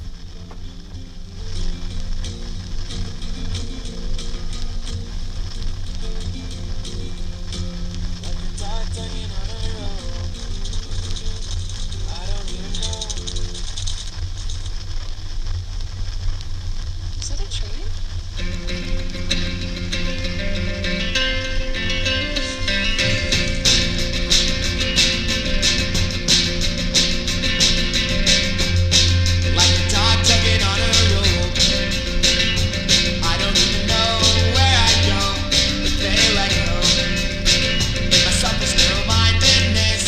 Oh, I ignored this story because I didn't understand it. A billboard, and this is from Monday.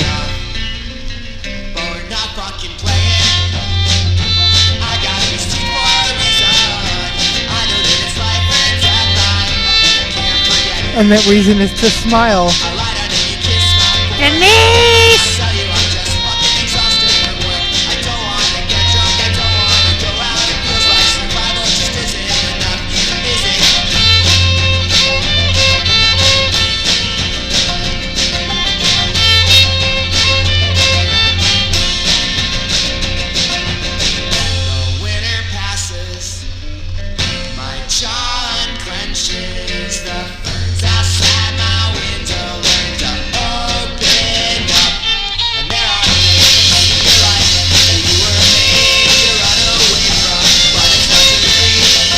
This is the headline. Tell me if you understand it. Tony Hawk says he wishes Kurt Cobain could have met their grandson. You're like, wait. Tony Hawk and Kurt Cobain have a grandson? They do. Because Kurt Cobain's daughter, Frances Bean, married Tony Hawk's son, Riley Hawk, I guess? Riley, yeah.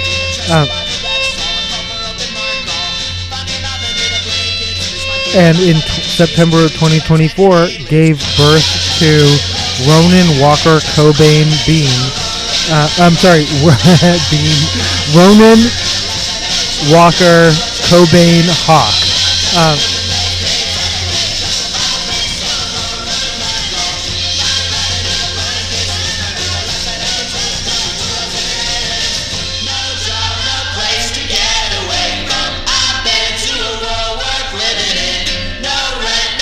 Job song.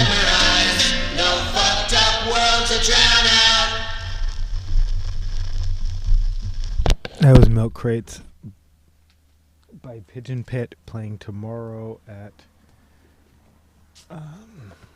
Vera Project. I will most definitely be there. Except maybe not.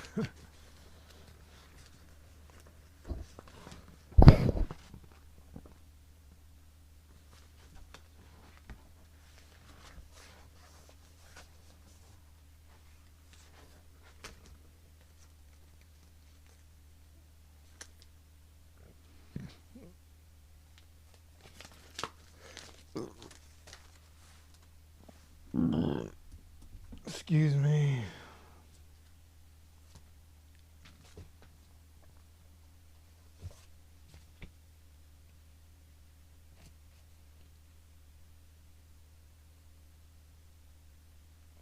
This is Love is Strange by Sylvia and Mickey. Probably followed by Sleepwalk, because I love that song too.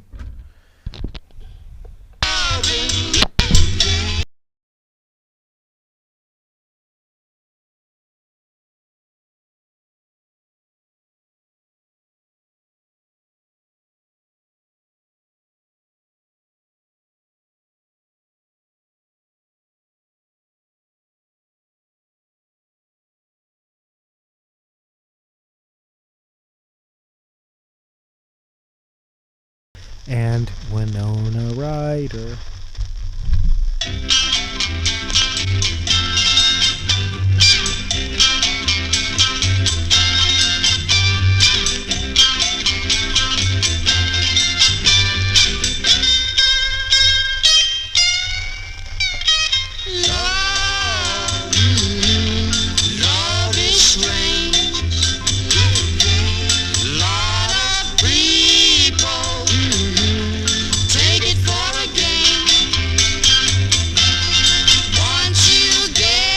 Oh, LeBron James and Bronny James deny allegations made in new lawsuit claiming involvement in Southern California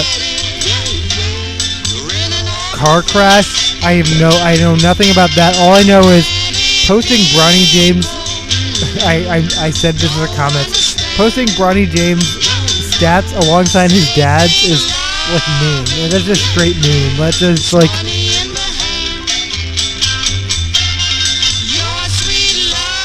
Oh, you can't see the actual.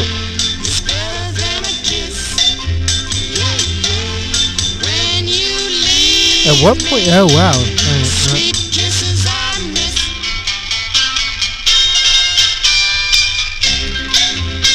Wow. This camera really is a potato, huh?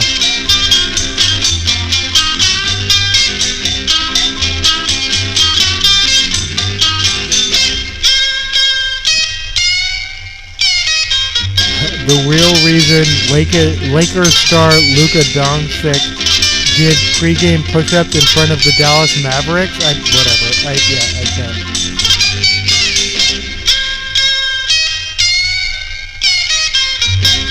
Sylvia, Yes, Mickey. how do you call your lover boy? Come here, lover boy. And if he doesn't answer? Oh, lover boy. And if he still doesn't answer? I simply say, baby. Oh, baby. My sweet baby. You're the one. Baby. Oh, baby. I would say this show is for guitar lovers. If you don't listen to anything with guitars, probably not for you.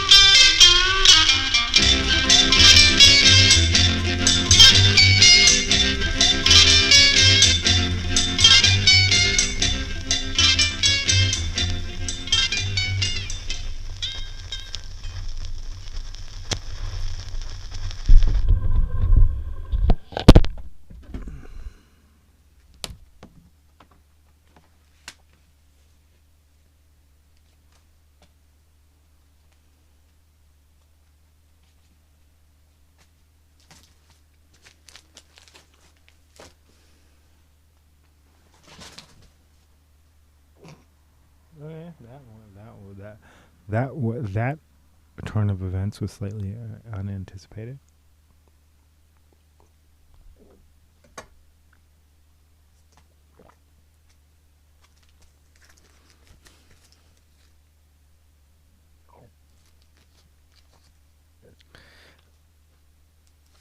I think I'm gonna play Hollywood Baby, Frog on the Floor, and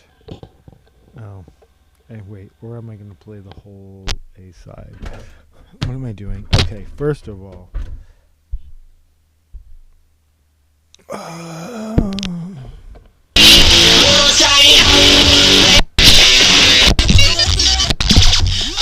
The changes and it's something I'm embracing, taking time just to waste instead of always fucking pacing. I'm all in the this is the end of 757. limits. I don't get out of shit, 'cause it's all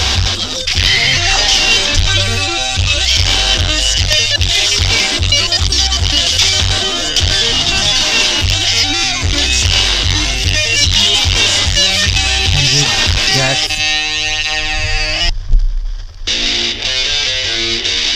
This is Hollywood Baby.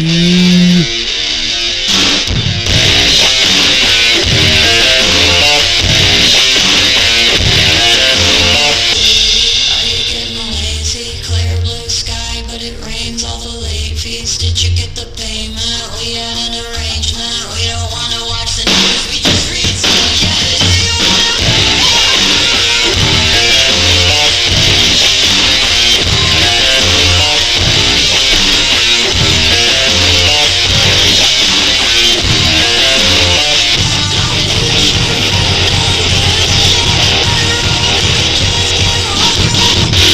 I'm going crazy, little tiny baby, brand new lady. I'm in the crib going crazy.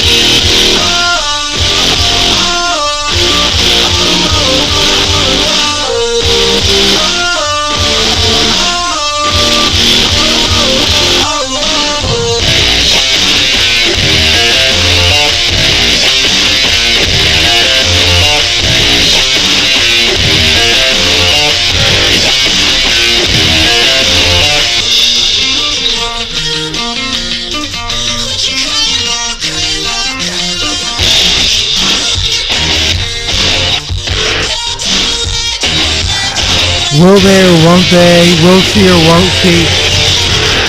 Are the Eagles invited to the White House? Will they accept? This is a developing story. Sorry, Donald Trump versus the Eagles, and yeah, no.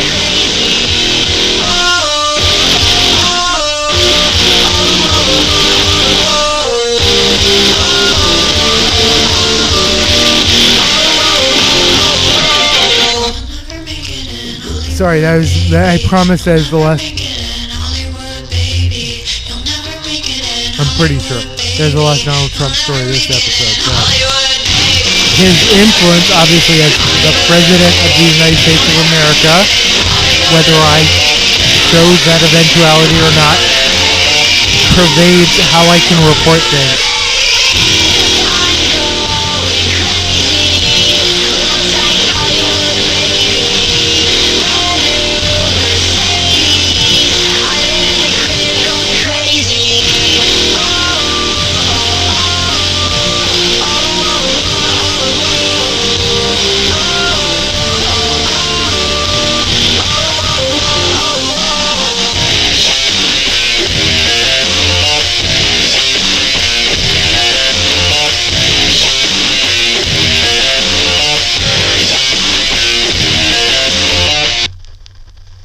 Frog on the floor, where'd he come from? Nobody knows where he'll go.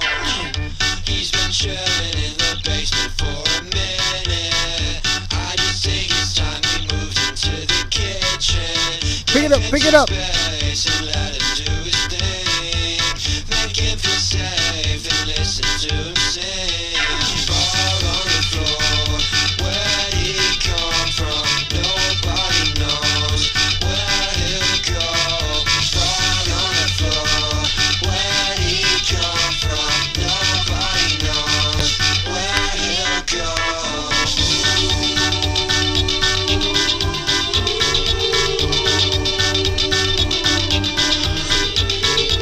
Hey, I heard you met my friend the other weekend.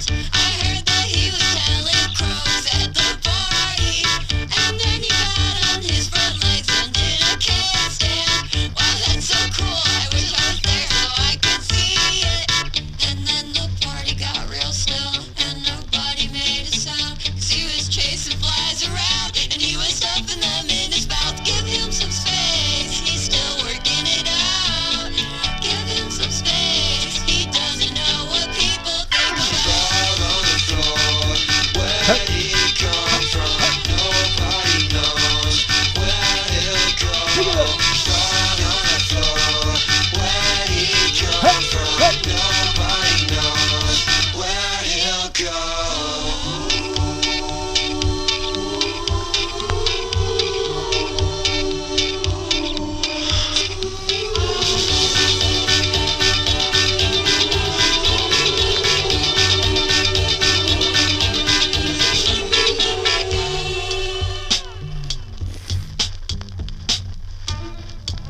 Did I mention that day 2 was added for when we were young? This is the latest that day 2 has ever been added, which tells me it took a minute to sell out day 1.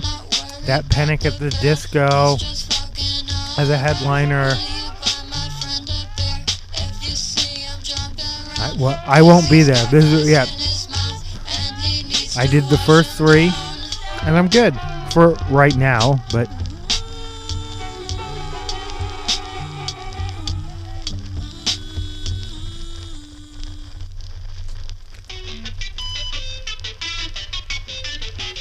this is Doritos and Fritos.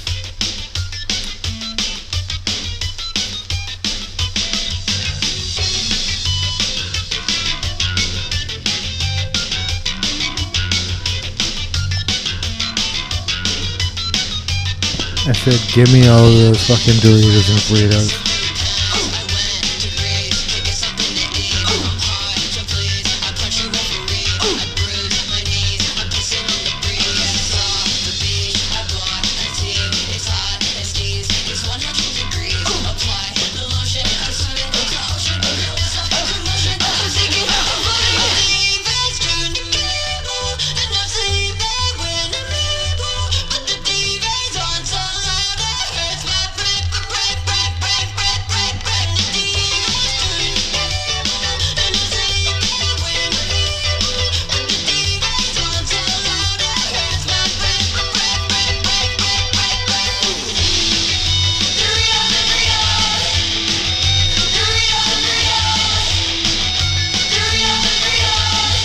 NBC News that asteroid heading near Earth in 2032.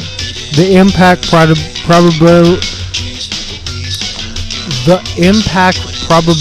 is 0.004%. So pretty small number.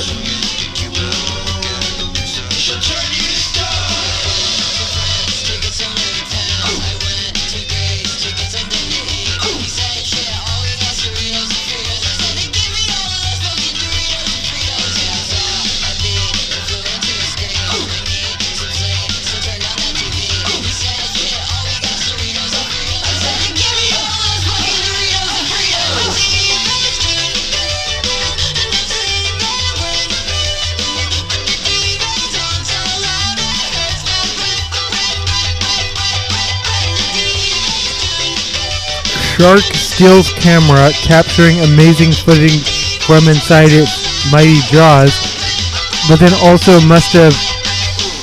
Actually, at some point the camera is recovered. Divers hanging out with a school of tiger sharks. I mean, what? Nope. Divers hanging out with a school of tiger sharks in the Bahamas had a wild run-in with one particularly curious specimen.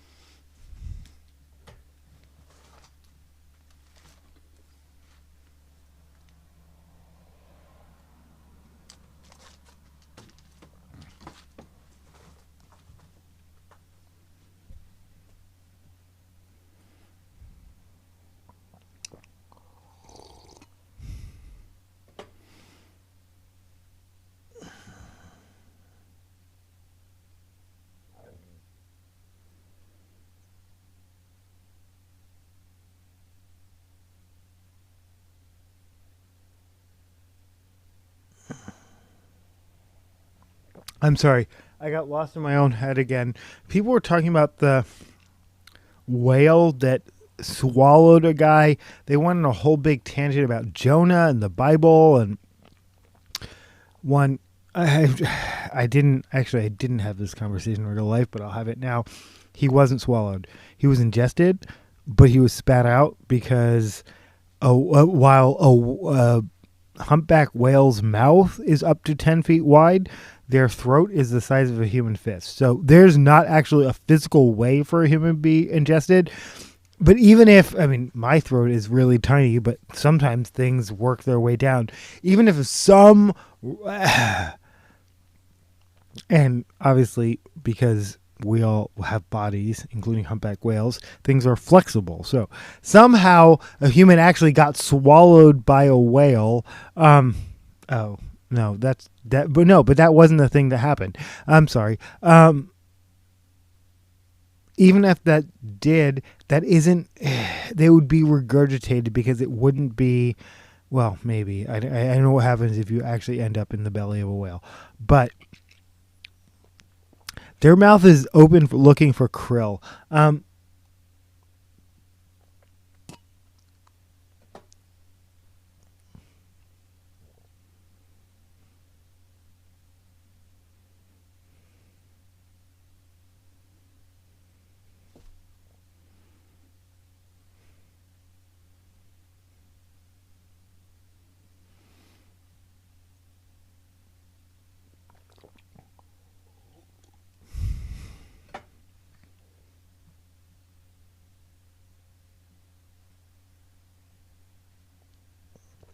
But then I guess my point, my segue was this shark. Oh, wait, what? That wasn't correct. this shark video from inside of, yeah.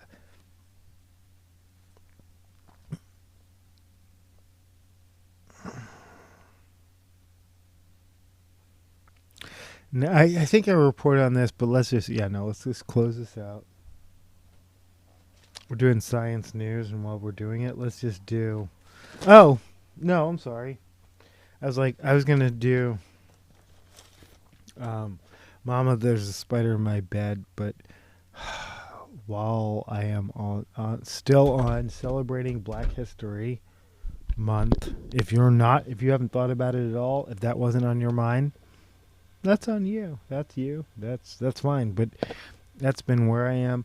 And it was removed from Google. Yeah, all of it.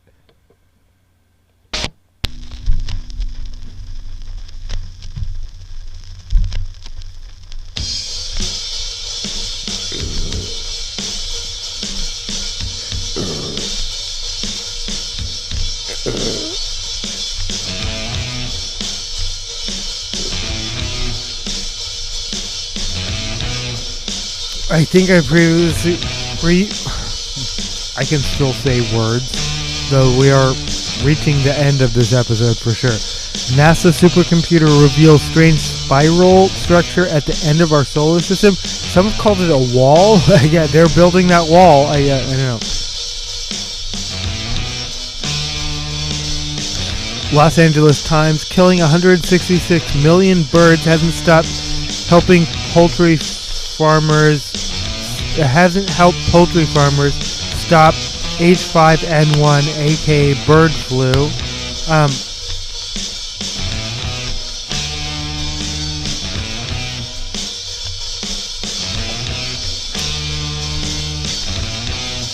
You know, a new coronavirus has been found in bats in China. I'm just saying. Doesn't mean anything. That doesn't happen. Yeah, I'm just saying. For those of you who deja vu,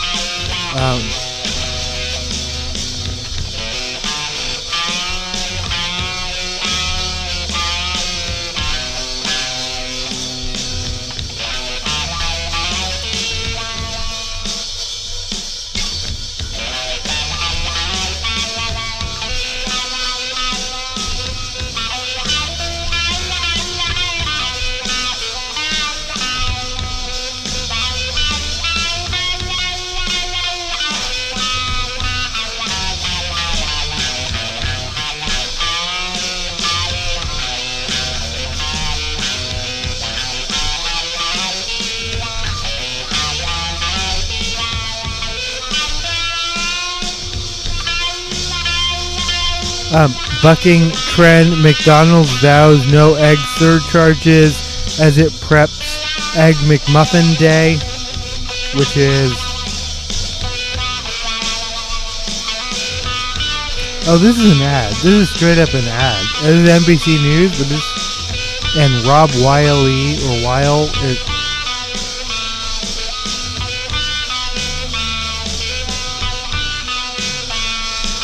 50th anniversary of the breakfast menu cornerstone on Sunday. Okay, 1 day discount on Egg McMuffins. That's coming up this Sunday, I guess. Is that? No. March 2nd, I'm guessing. But again, check your local calendar.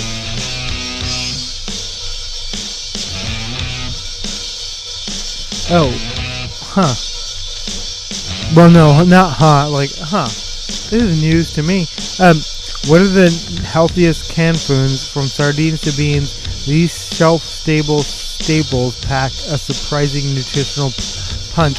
Yeah, people are gonna need to figure out. Like, I'm just gonna say, with the tariffs, you don't understand. With Mexico, how much of our food comes from Mexico?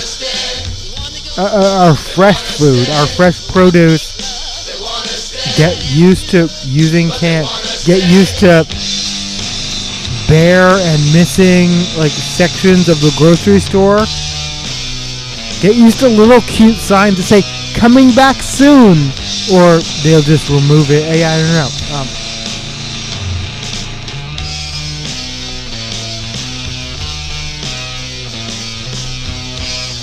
This is the key of black. They Want Us Dead by the Black Tones. One of my favorite bands of all time. Certainly one of my favorite Seattle bands.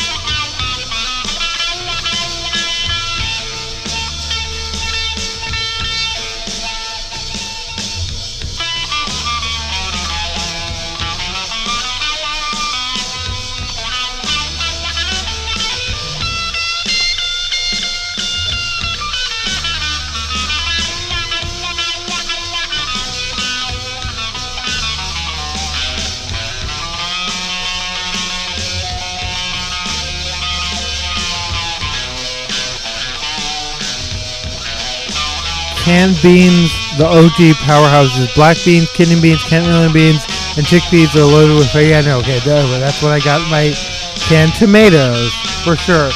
Crushed, dice, or whole. Canned tuna and salmon.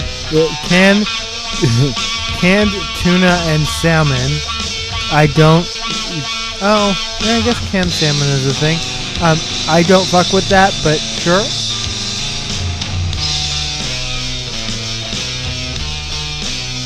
Canned pumpkin, it's not just for pie. Word. This is Yahoo Life, Lauren Maneker.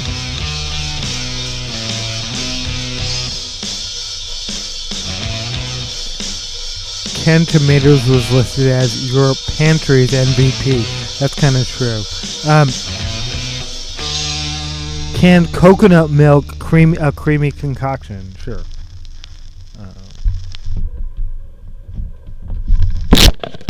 Those are Black Tones with the key of black. Oh, I didn't have to do anything. I could have just.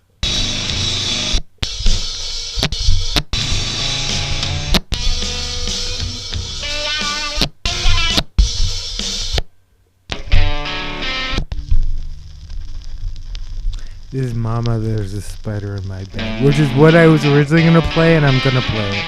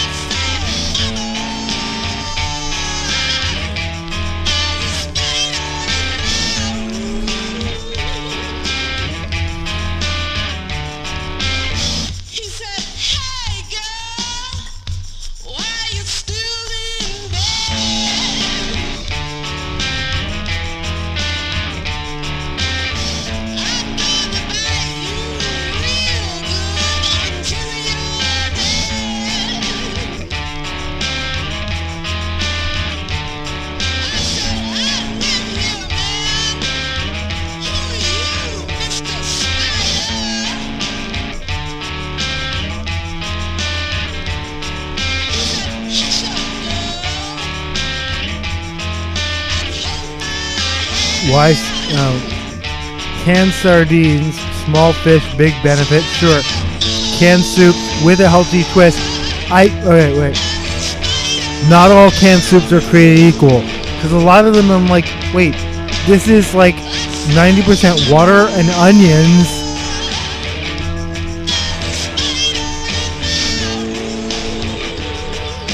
Yeah, okay. Not all canned soups with a healthy twist. Not all canned soups are created equal, as some can be loaded with sodium. With a little hunting, you'll find options that are low in salt and made with whole food ingredients.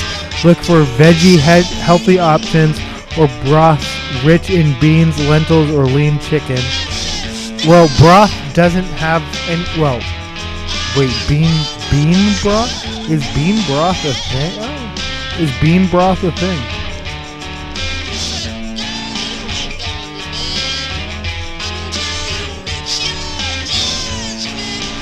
4 pro tips for canned food shopping. Watch the sodium. Yes, I now only purchase low sodium black beans, but also, why is there? Well, technically salt's a preservative, so yeah. But avoid added sugars. Rotate your stash. Keep stock what's in your pantry, and don't end up with 5-year-old cans that are expired. Yeah, it's about 5-year cycle. Oh, I've lived here since 2019. I need to go check. My pantry is downstairs. I'm like, wait, you're calling this a dining room? That's a room?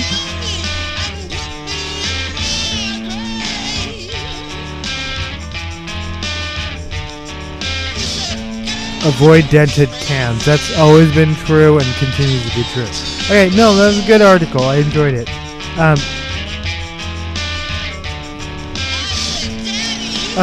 Mediterranean diet lowers cancer risk in surprising way. New study finds. Meals from the sunny Mediterranean have been shown to reduce the risk of developing prostate, cervical, and colorectal cancer. Colorectal cancel culture. Say that 25 times fast. 26 guys fries. While also decreasing risk of women dying from any cancer by 17%. That's a pretty big. The Mediterranean diet. Oh. And yeah, no, the salads served at our Black History thing it was from Panera, and they were basically Mediterranean salads. Okay, good for them.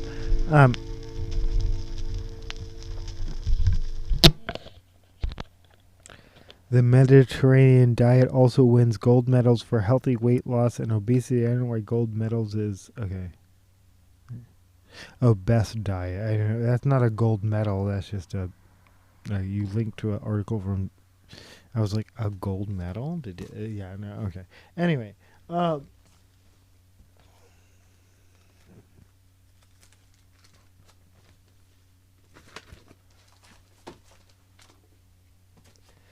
this is the version of Lemon Boy I don't listen to very often. Off of Little Lemon Boy, yeah.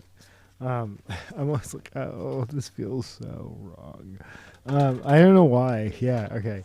It's just too upbeat or something. It's like The Cure covering Shiny Happy People or something. Oh.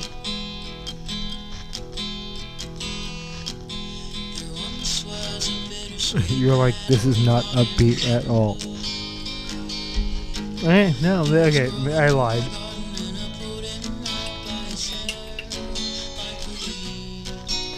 Oh, it's gonna, no, yeah, drums are gonna kick in.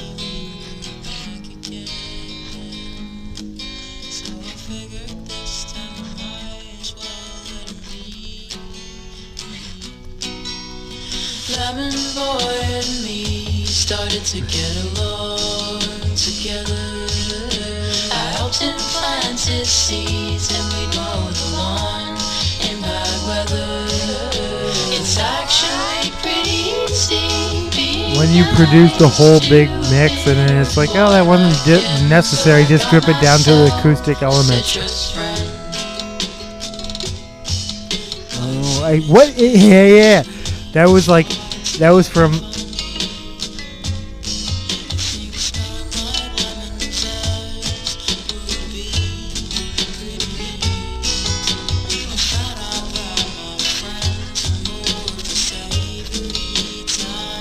Yeah, I'm pretty savory.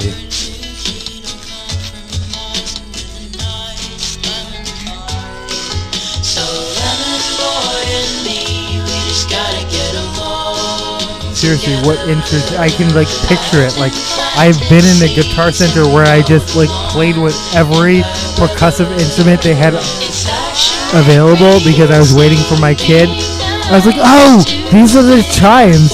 I discovered like how to like play chimes at a guitar center in South Lake Union. It doesn't exist anymore, but there is a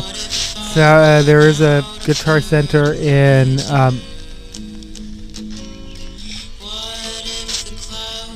University District ish. Greenwood, Green Lake. I'm sorry, Green Lake. Yeah, U District / Green Lake, and trade because they put the trading musician out of business. The trading musician is gone.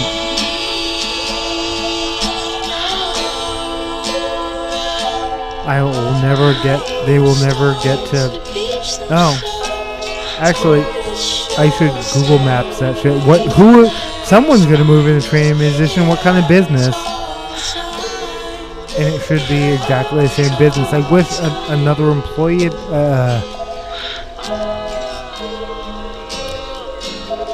The trading musician bathroom on the upstairs was the last place I ever saw a cloth.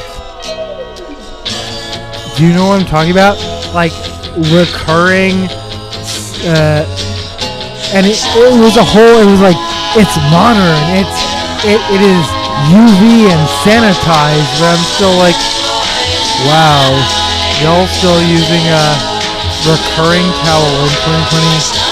No, I'll say 2011 because I can't remember the last time I was at the trading musician, but it was decades ago. Also known to me and.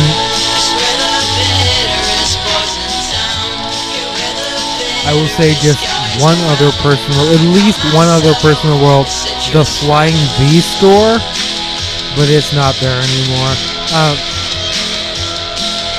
They fixed the keyboard for me, and you know I bought ukuleles from them. I bought guitars. I bought hella pedals.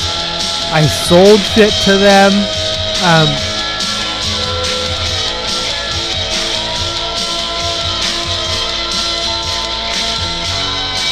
And their repair shop, and I used their bathroom just when I didn't buy anything, which they didn't call me out on. Like you can just use their bathroom. R.I.P. trading musician. R.I.P. Michelle Trachtenberg, dead too young at 39.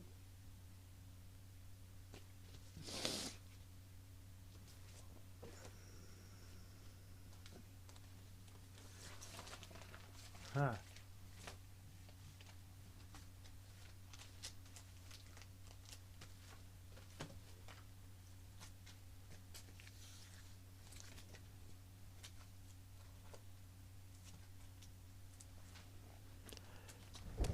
I'll be right back.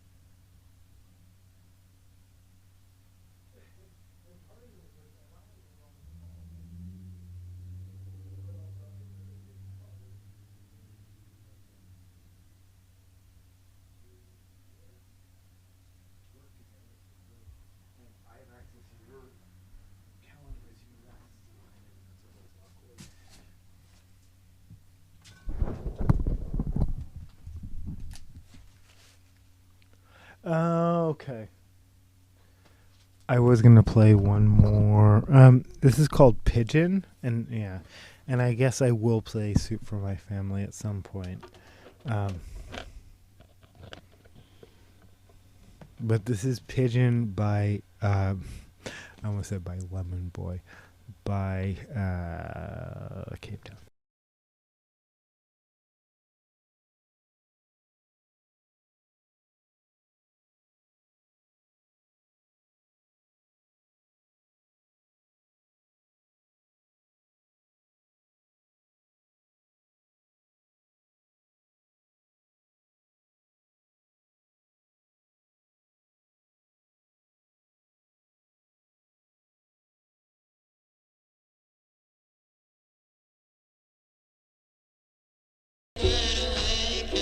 Wait, okay. Thanks for the warning. Wait, what was I? Okay.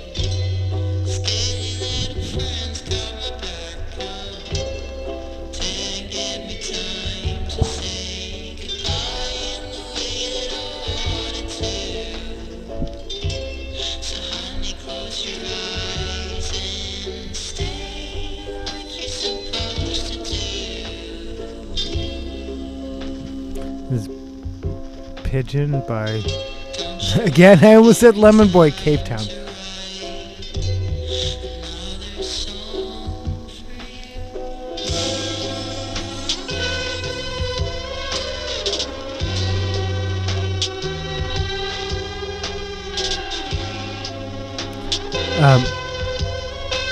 Mediterranean diet,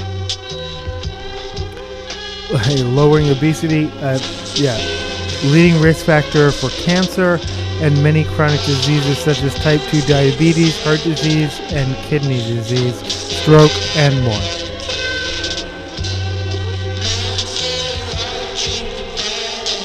Oh, the surprising benefits of drinking tea. Tea has long been among the most popular beverages in the world. People drink tea in the morning with breakfast, in between meals, for an afternoon caffeine hit, and to relax before bed. Most research on tea is focused on the effects of caffeine, tea's nutritional value, or how it compares with coffee.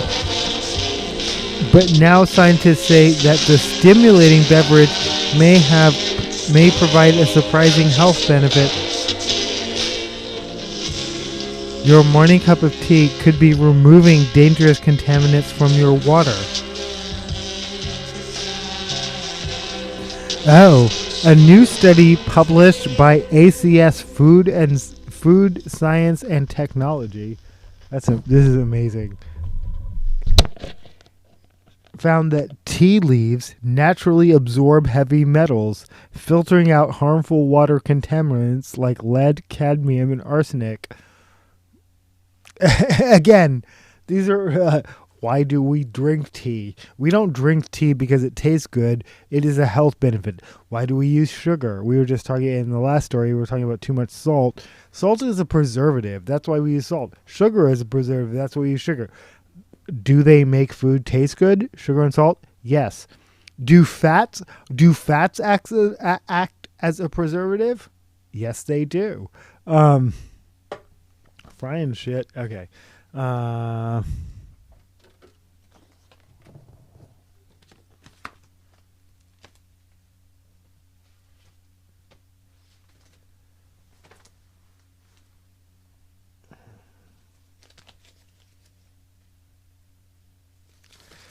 This is Soup for My Family by Pigeon Pit.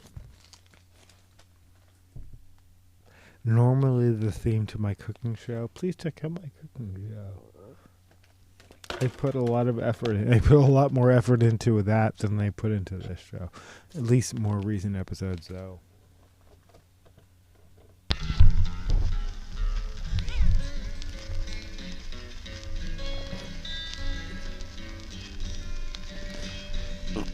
Pigeon Pit playing tomorrow at Vera. I walk home from the grocery store, takes me past my favorite courthouse doors.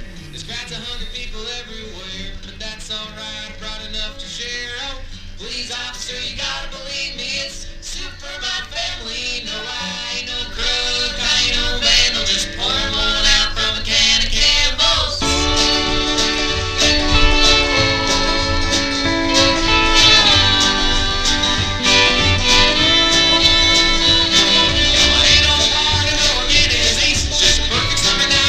No, removing heavy metals is, drink more tea.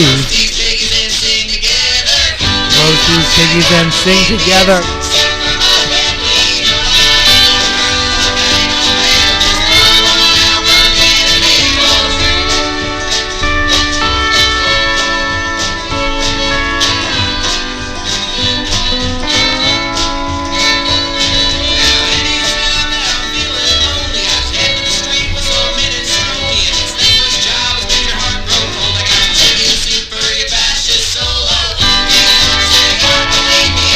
Super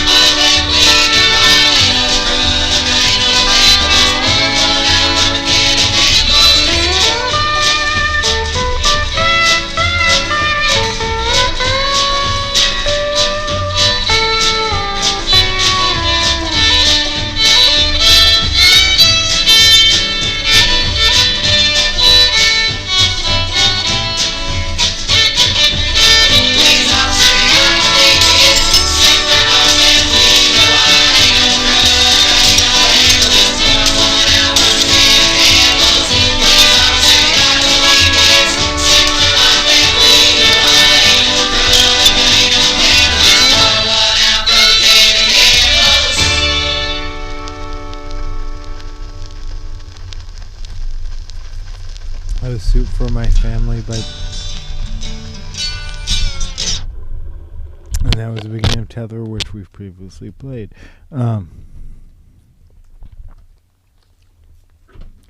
Took all the flies down tonight. Yep. We've been there, done that. Good, good, good. We're good.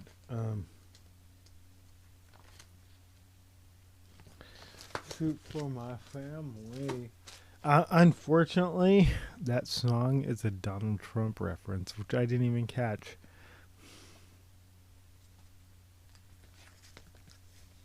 But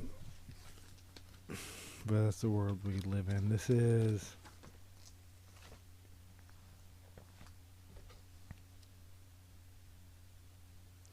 House of the Rising Sun by Nina Simone.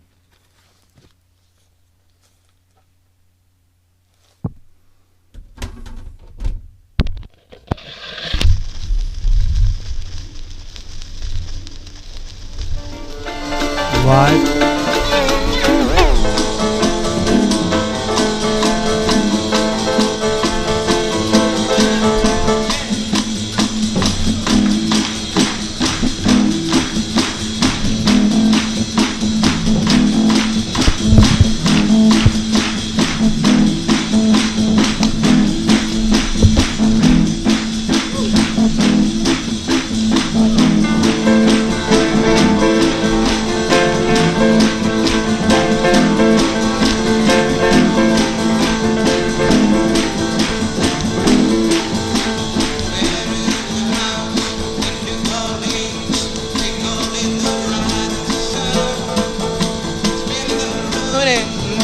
Many poker.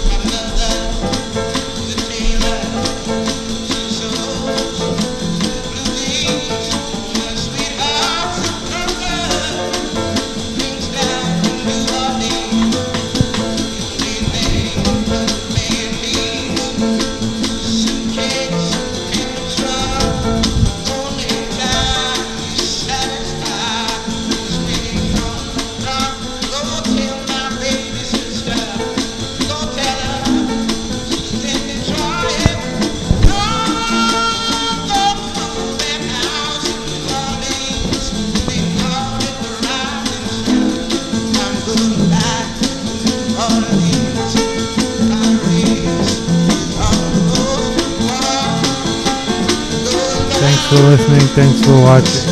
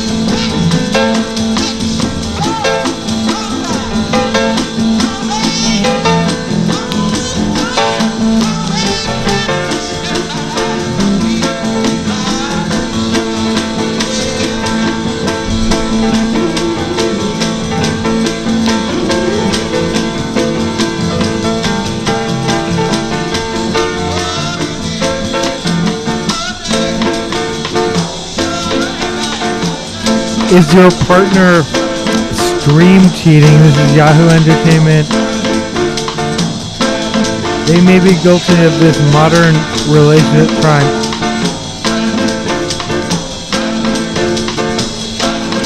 I know I'm doing something wrong. A graduate student and binge watcher told Yahoo Entertainment about skipping ahead without her spouse.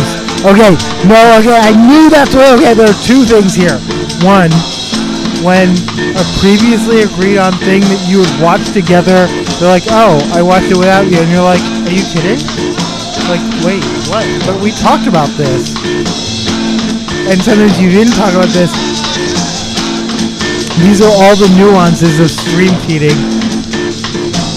But we watched all the previous seasons together. Why would you not watch it with me? Why would you? Yeah, no. And then specifically watching ahead. Like, that's a whole separate thing. But why would you think it's okay to watch it and then, again, stream cheating with someone else? And you may not, yeah.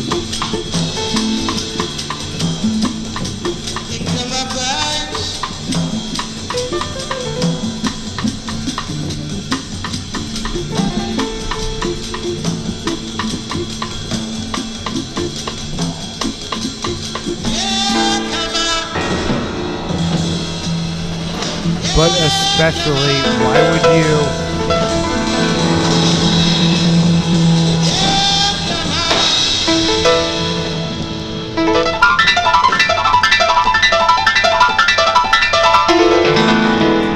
Yeah, no, this is Nina Simone live in Europe.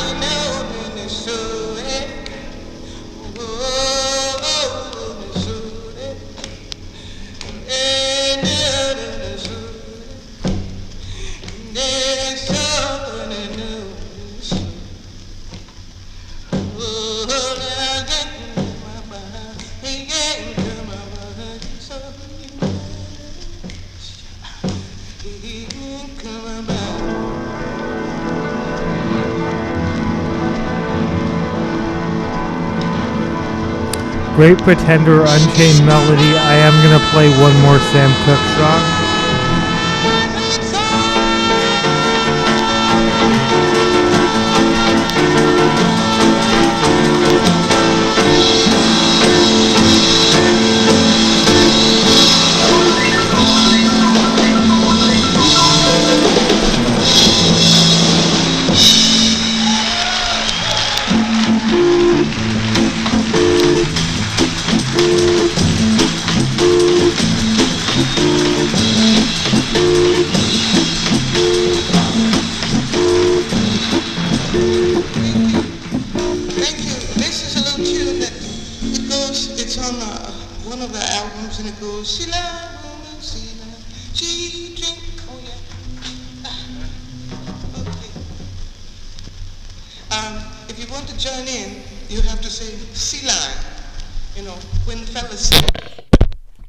That was Seal a Woman.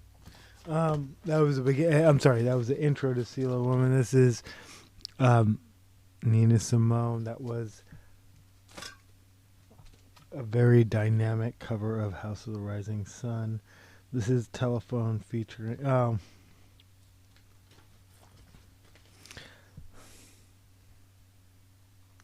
This is actually Bad Romance by Lady Gaga, followed by Telephone featuring Beyonce, followed probably by Alejandro, followed probably by Dance in the Dark, because these are some of my favorite songs of all time. But we're not going to play The Fame, even though I love that song, because we're not going to play the entire B-side, but most of it.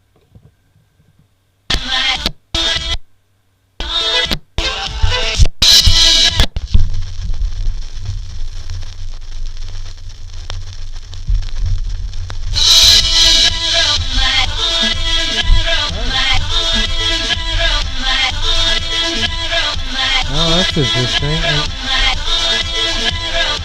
That's that.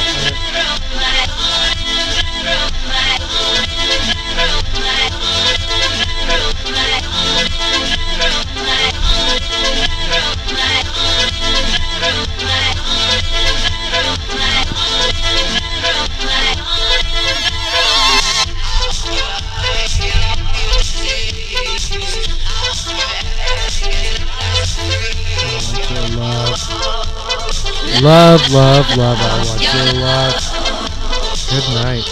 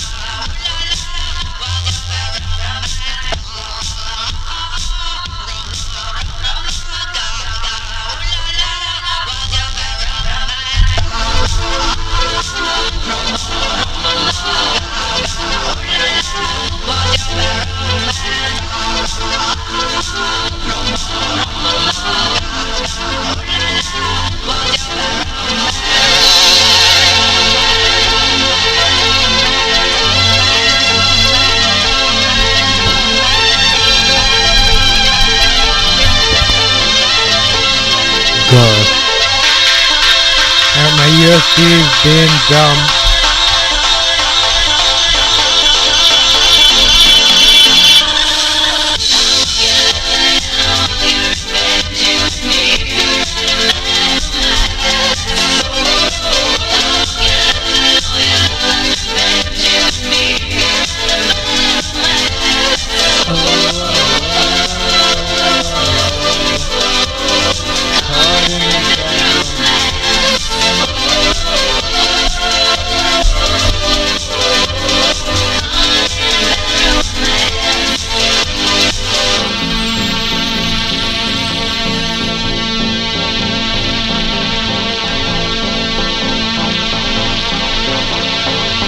That is the Starsmith remix. Again, shout out to Vincent Herbert, aka Mr. Tamar Braxton.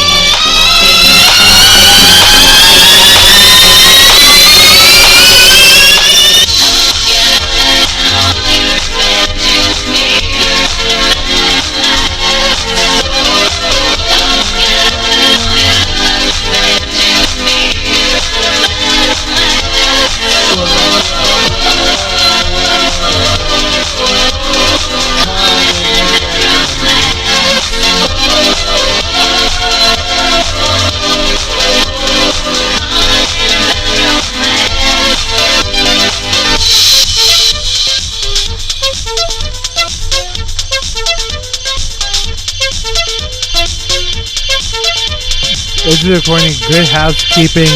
Pro organizers have thoughts about viral 30 bags in 30 days challenge. I need to.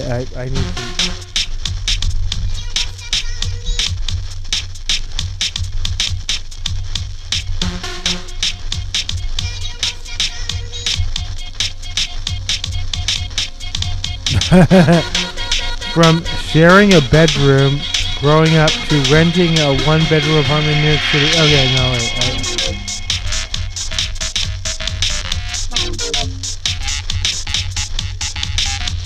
I am quite familiar with the process of decluttering.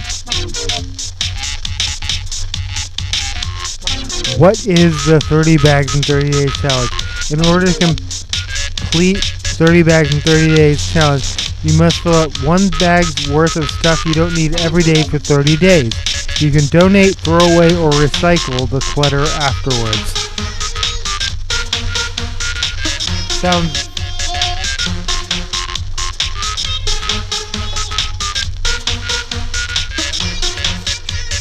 Y'all know I like my clutter. Should I be putting this in garbage bags now?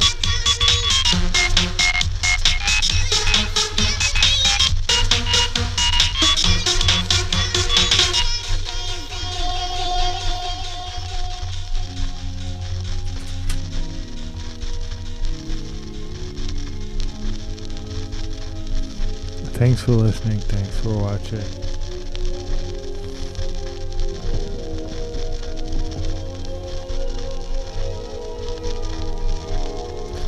Featuring Bentley.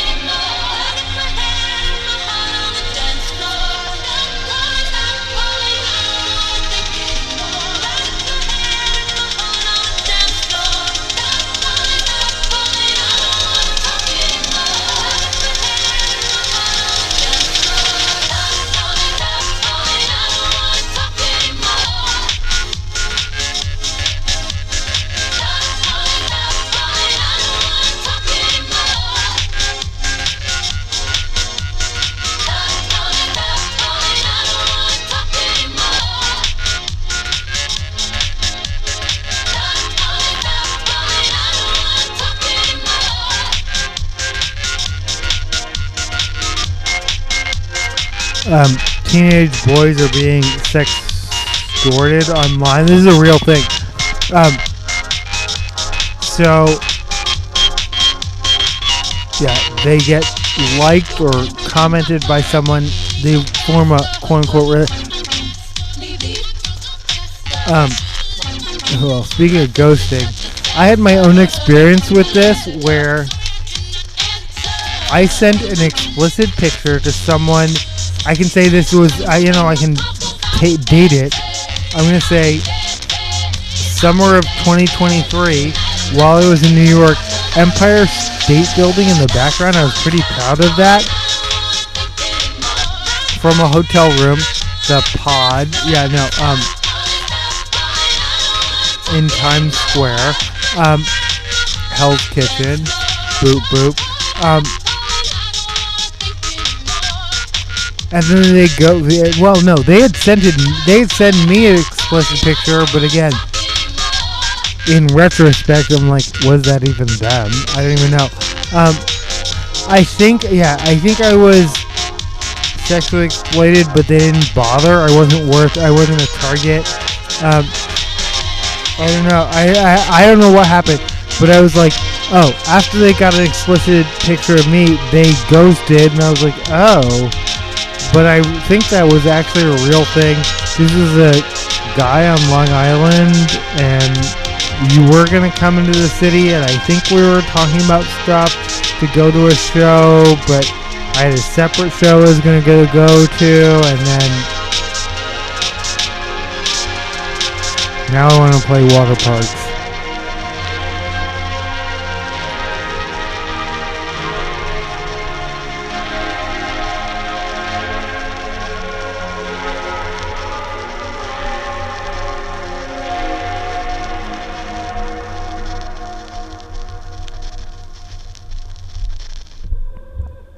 Bus.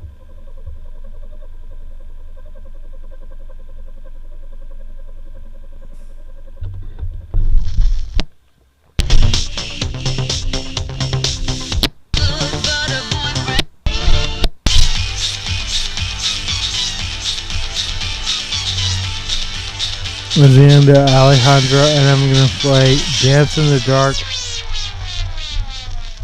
as I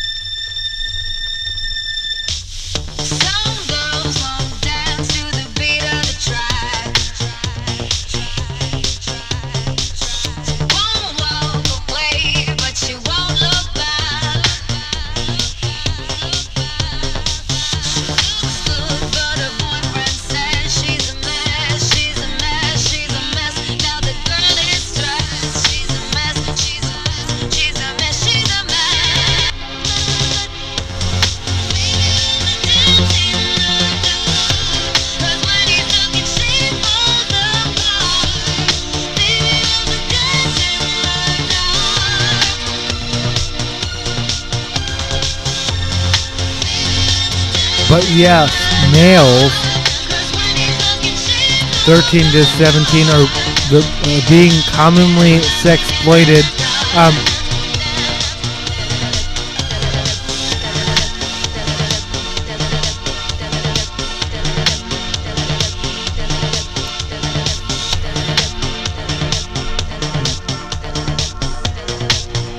It's probably still on my phone. What is the sexually explicit picture that I sent to someone in Long Island who unrequited me?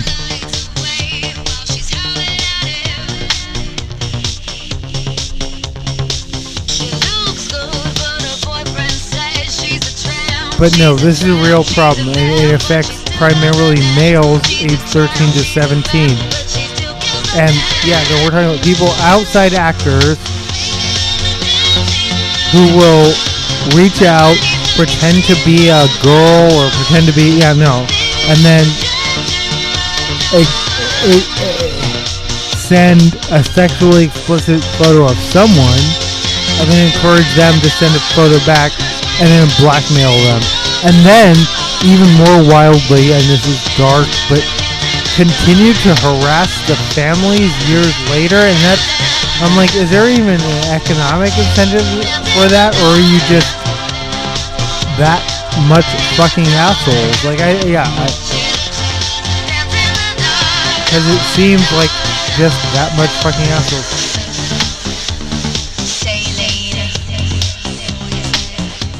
Inject me, baby, I'm free. Bitch. Inject me, baby. I'm saline. Inject me, baby. I'm free. Bitch.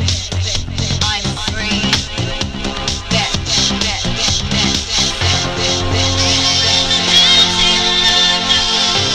Cause when you look and she falls apart. Confirm this is my favorite Lady Gaga song.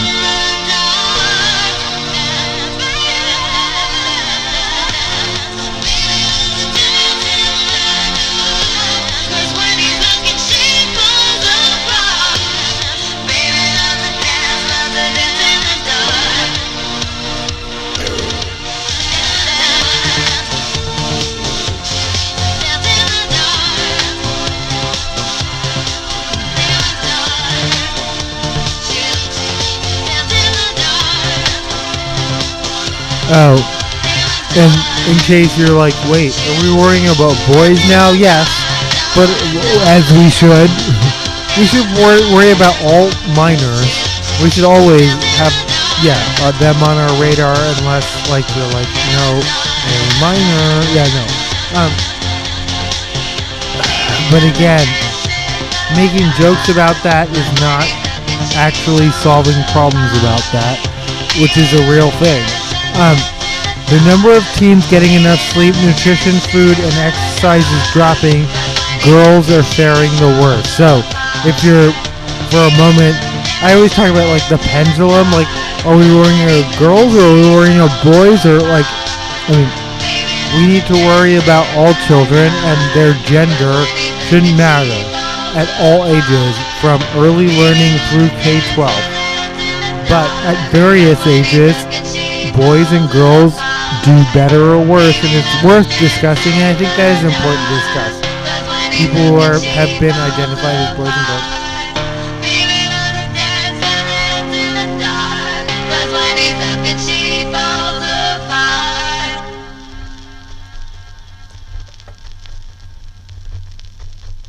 On the dance floor, when the shining people, baby loved to dance in the dark. She loved to dance.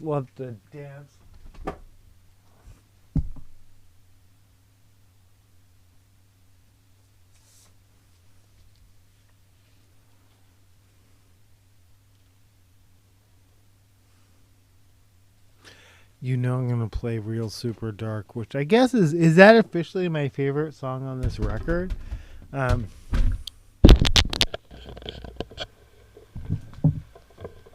Oh, you mean Benji?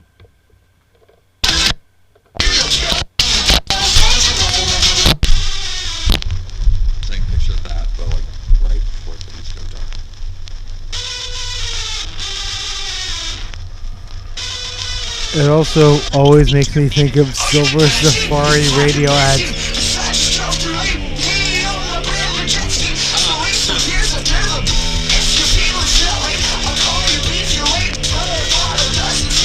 Otto, I'm sorry, stop.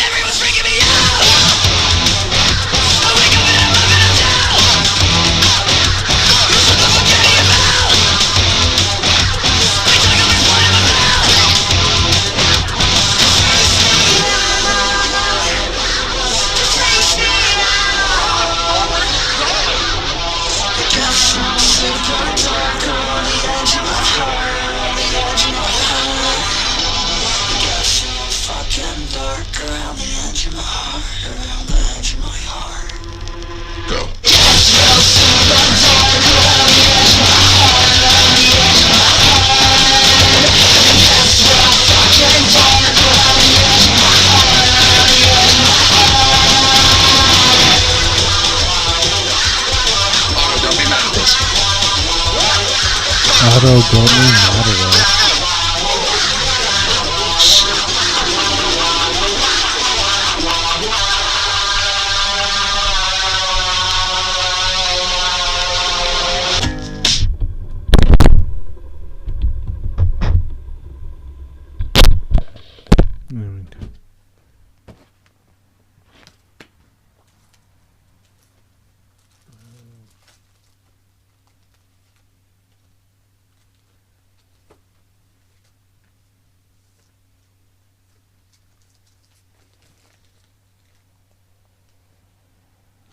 I Will Make It Up to You, or I Am Not a Freak by the Riverdales off of Storm the Streets. I'm gonna play.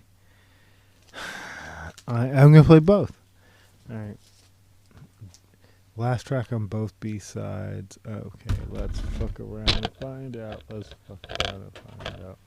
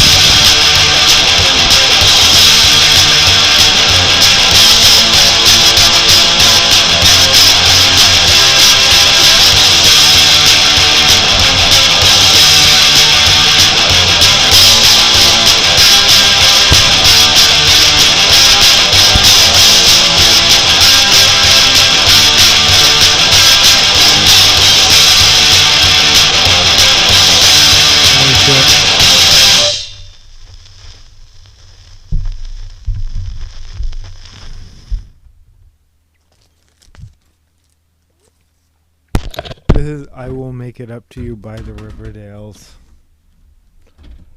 off of Storm the Streets.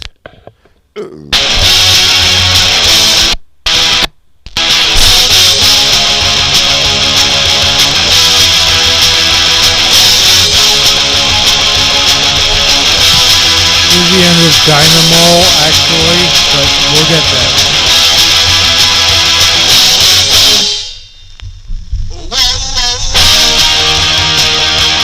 I will make it up to you.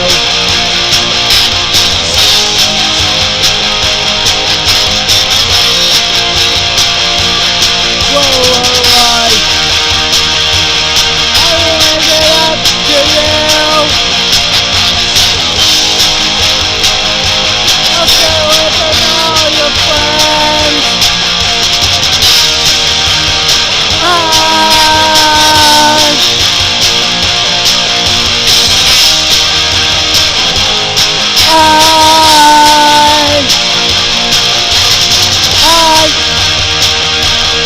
will make it up to you.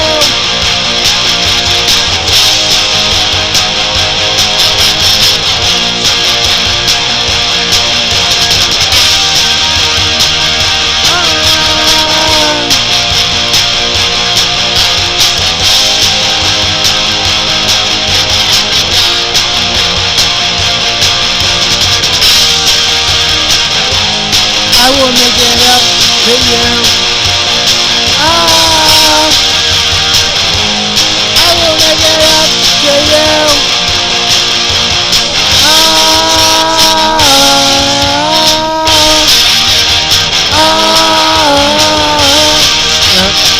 Alright, why there are no backing vocals? I will make it up to you.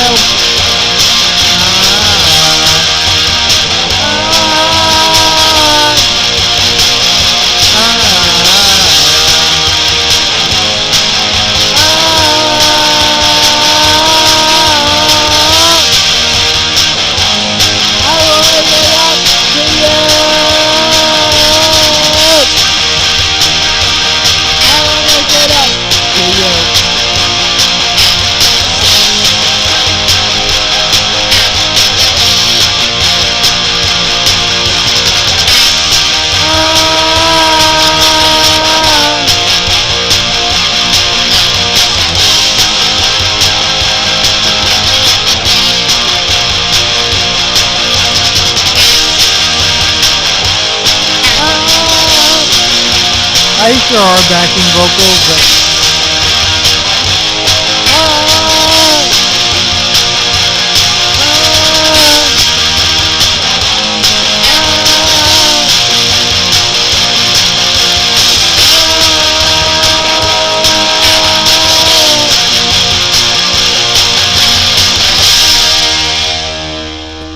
I will make it up to you. Promise I won't hurt you again. Stay away from all your friends. Never played more Drake though.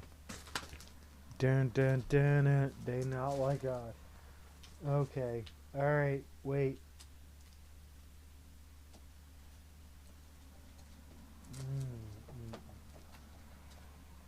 Oh wow, that is oh no, that is I was like that's not what I was expecting. Fuck it.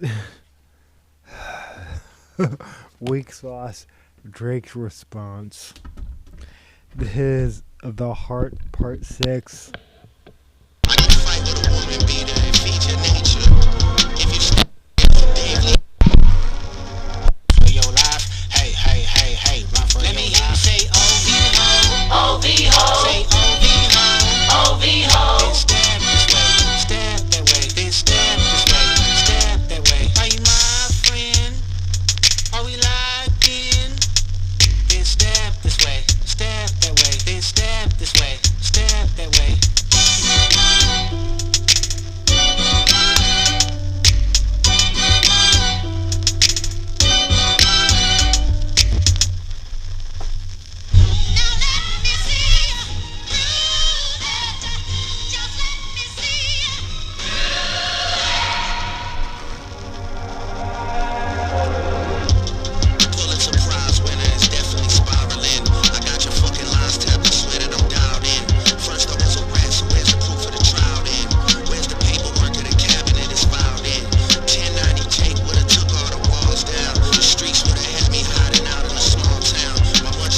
Drake is obsessed with taxes.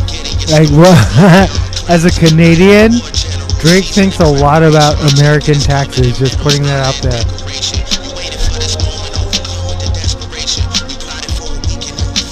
Like 10 night, there's 10. Oh.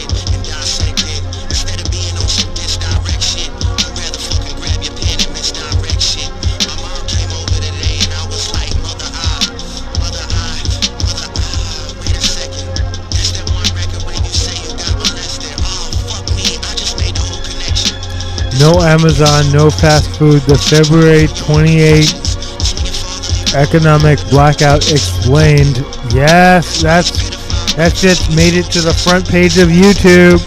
I mean Yahoo. But also, let's make it to the front page of YouTube too. Thanks, 202 subscribers. Welcome, Carla.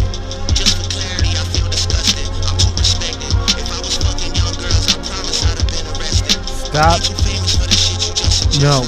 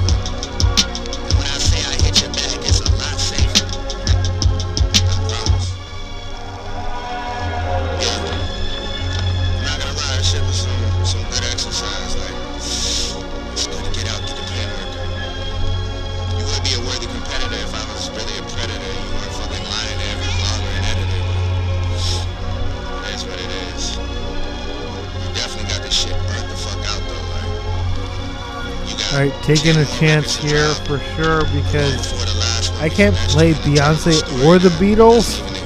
Let's find out.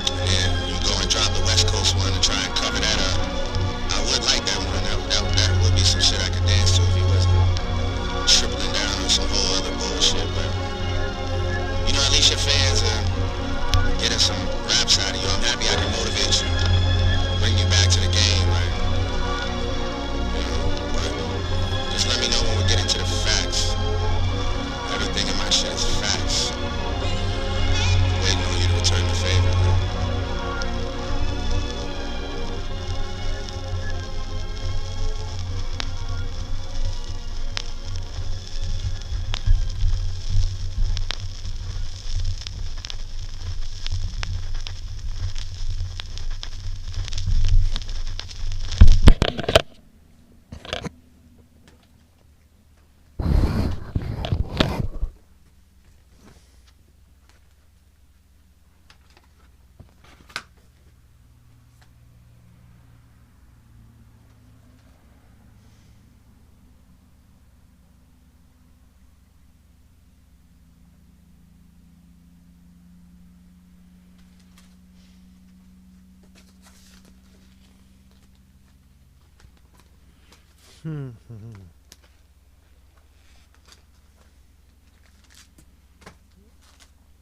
Wait, this is not a. Oh.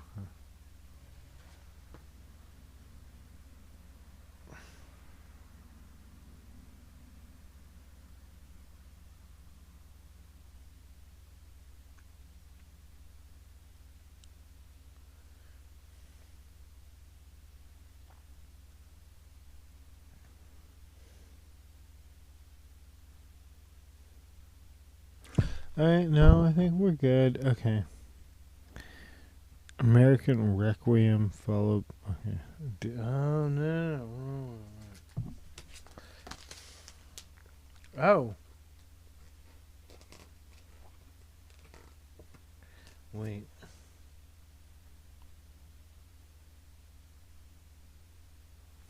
Disc 2, side 1. Okay. Oh. Oh. Because disc 1, side 1 is already on record. Okay. Me when I'm like, where's the missing record? Me when I'm about ready to memento myself, which is memento myself is when I literally start drawing tattoos on myself to remind myself of shit that I'm like, oh.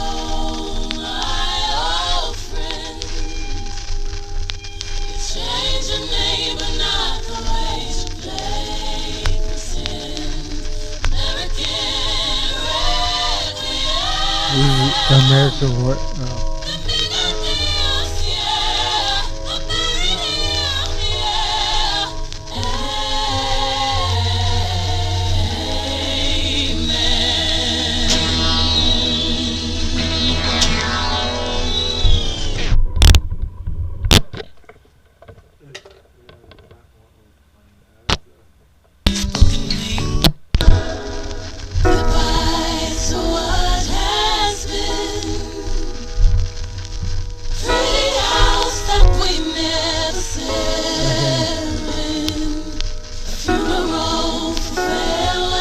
Are we closing with this? I'm not even sure.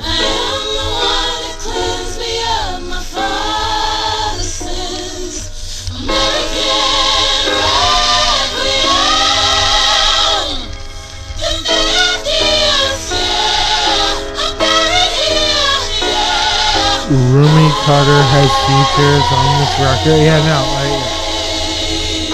put kids on the features. Go. Yeah, how? Yeah, do that nepo shit.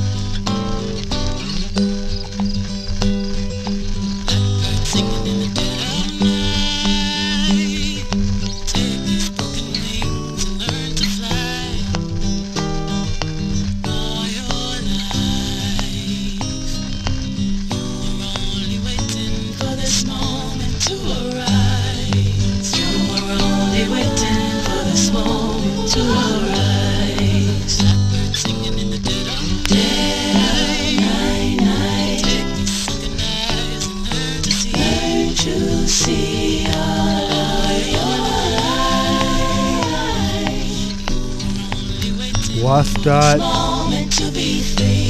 involved in improving gorse traffic range broadly. Community asked to give feedback when it kits at sun.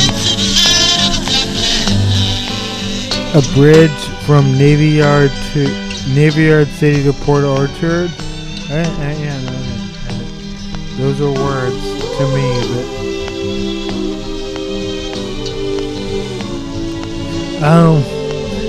A Seattle grocery space in Ballard that was used by Amazon for a period of time is to become a new H Mart. The new H Mart will be in Ballard, just for those of y'all who are like, this is according to GeekWire, by the way.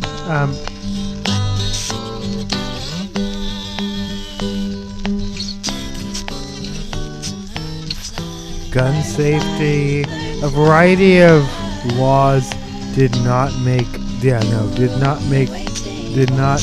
move forward. February 21st was a deadline, and we're now February 28th is the next deadline.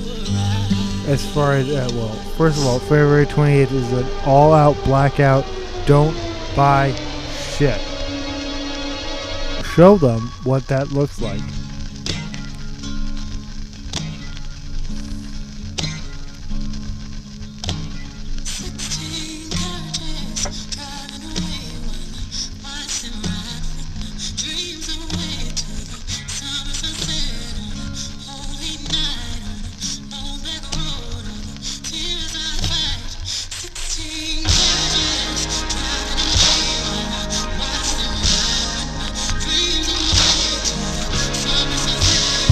I'm gonna play this out.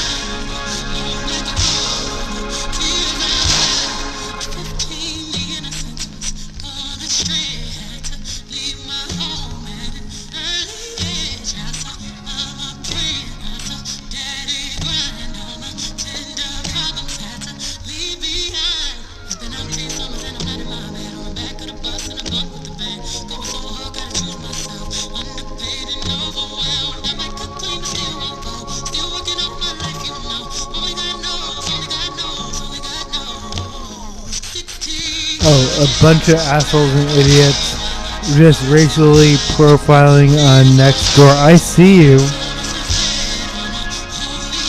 This guy was here outside your fence.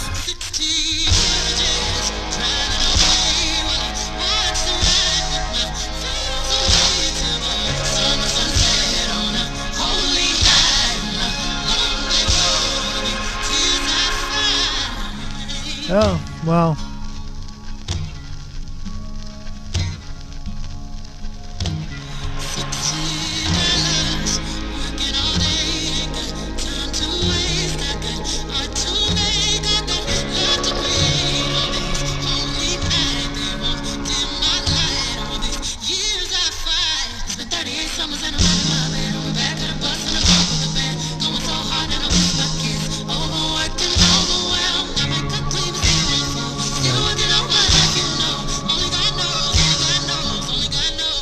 Well, among the comments, yeah, no, speaking of Nextdoor comments, have you read the Nextdoor comments?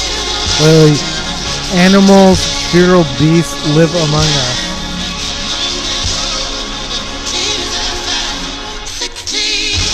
I want to reply gross.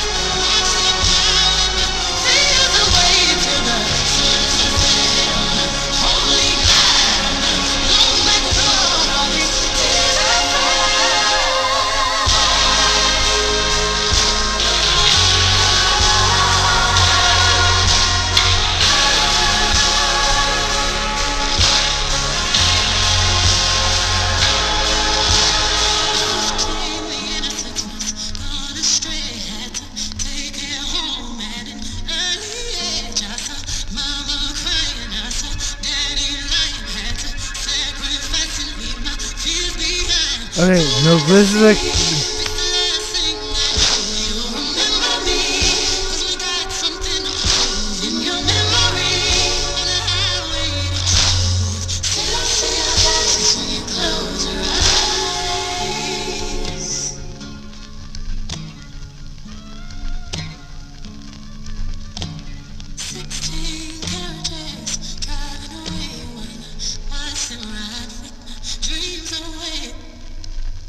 Mom, can I hear the lullaby, please?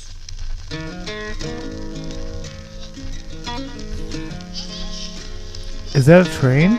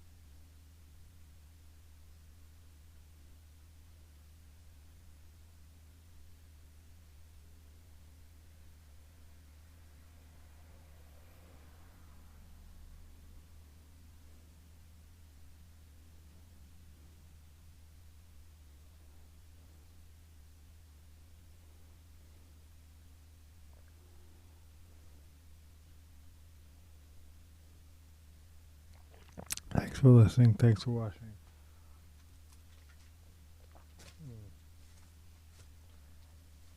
Let's play some Minus the Bear.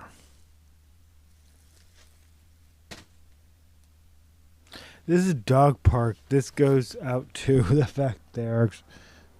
Yeah, this is a 45. They're gonna make a dog park in this neighborhood. It's coming.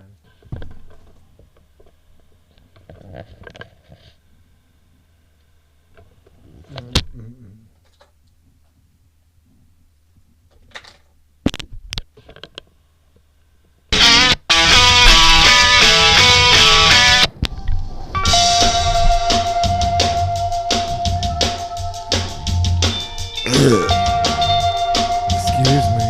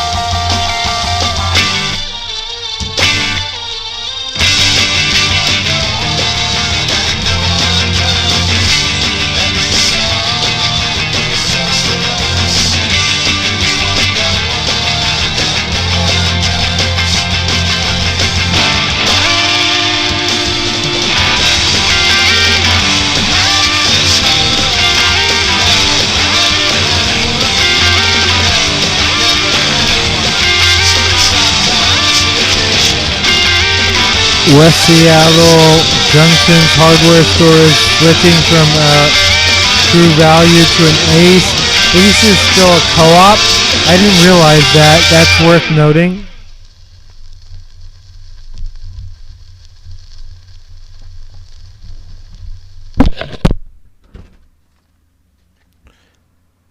Minus the bear.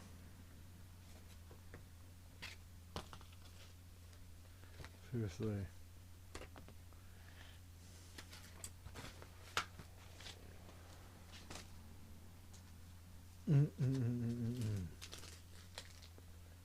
Oh.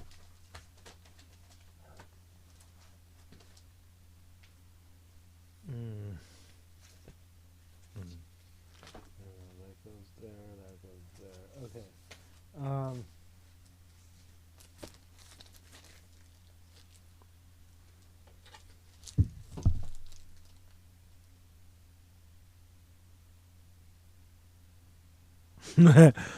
This is Over the Hurt by Chuck Conlon off of KZX Album Project Volume 2. Or actually, I'm sorry, second edition. Lighty, lighty moon. Lighty, lighty moon.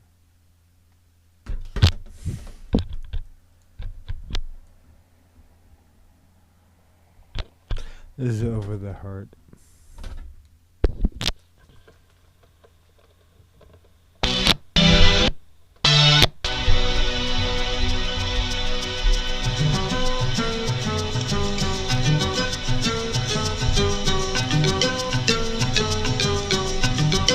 Me too.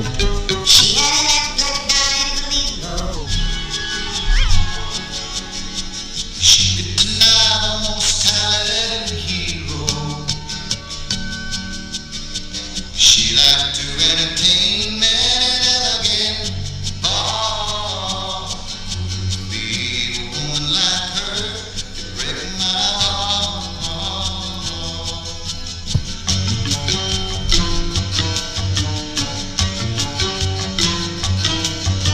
Second we met, we were married to Trachtenberg.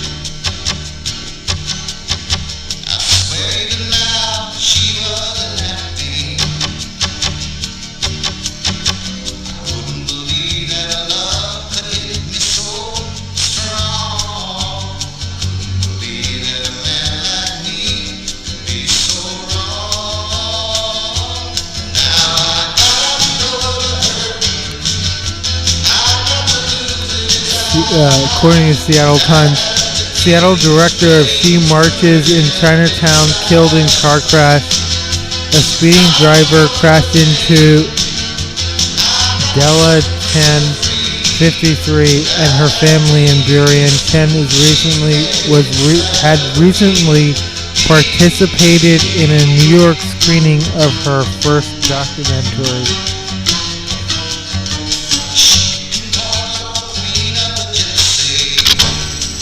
Oh, Roma. Sorry, we don't say that anymore.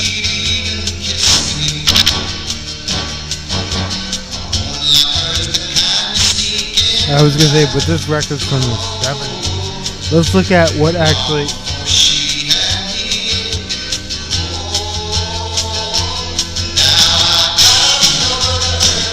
There's no year listed on there.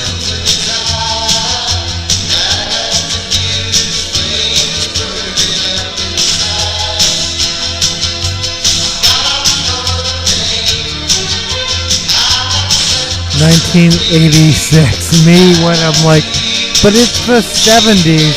This is 1986. Bruh.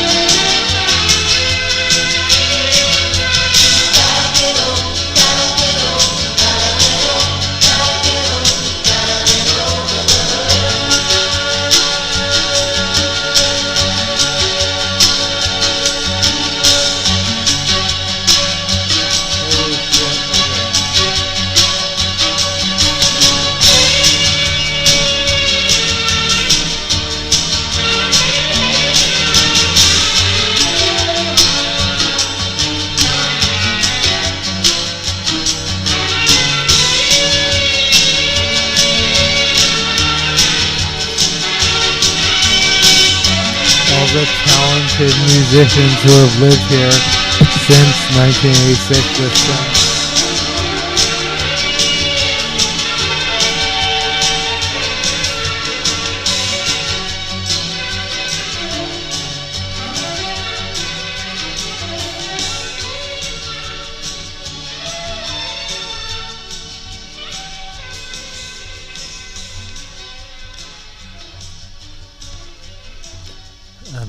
This is definitely the end of the episode. Thanks for listening. Thanks for watching. Thanks for tuning in. This is No Good News 26. We made it.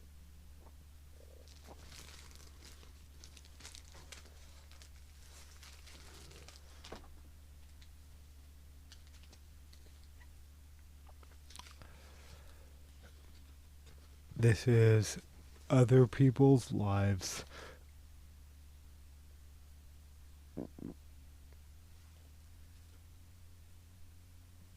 By Modest Mouse.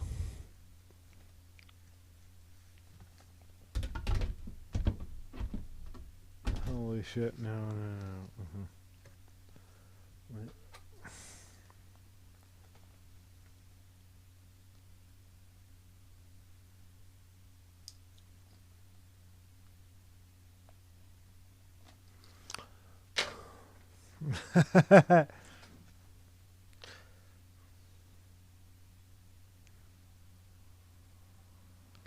At the moment that this is off of, speaking of Suicide Squeeze, this is off of Suicide Squeeze, but at the time their address was listed as 4110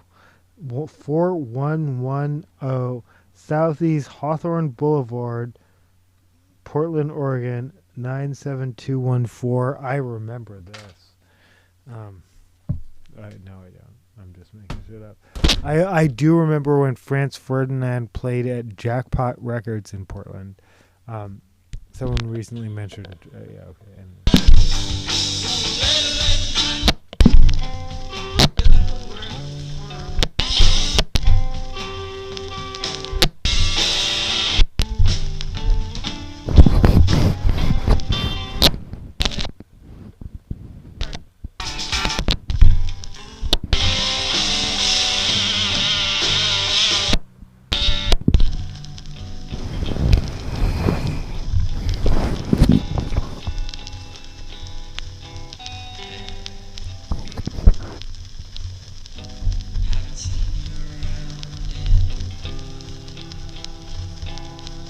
Okay.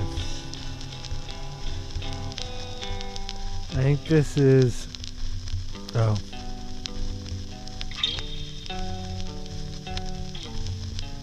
No, this is Other People's Lives by Modest Mouse. Oh, work song. Boop, boop.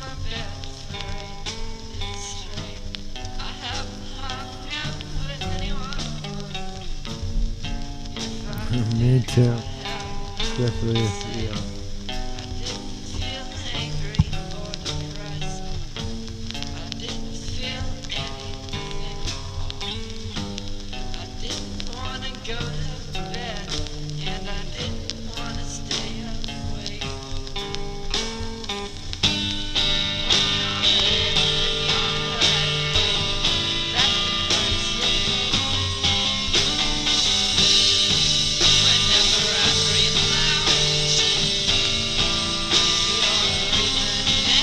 Yeah, Yahoo News.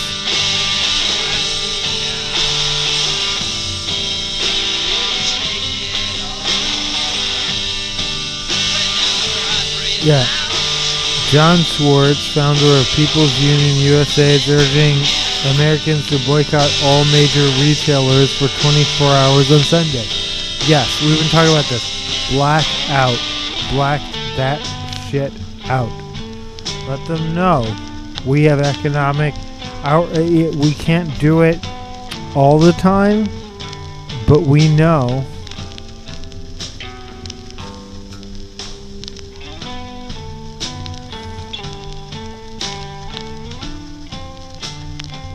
economic value is what they listen to, and it's time.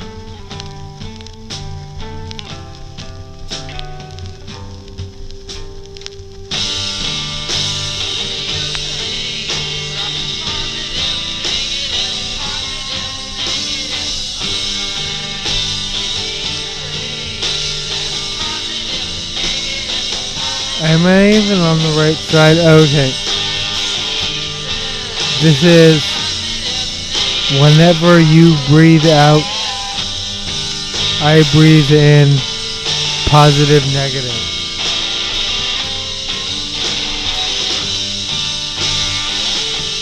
This is not Frankfurt. And I was like, wait, did I see it? No, I did not see Modest Mouse at Jackpot. But I did see Franz Ferdinand, and I need to go to bed.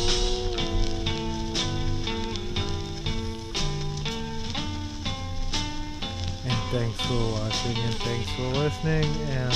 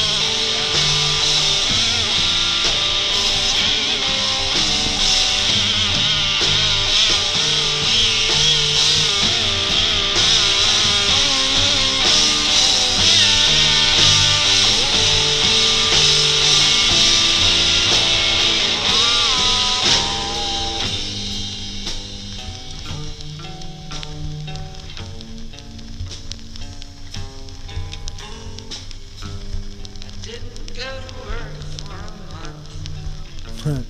I didn't leave my bed for 8 days straight with anyone. If I did, I'd have nothing to say.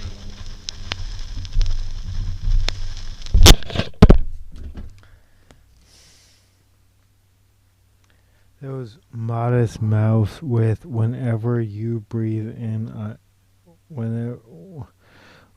whenever you breathe out, I breathe in, parenthetically, positive, negative.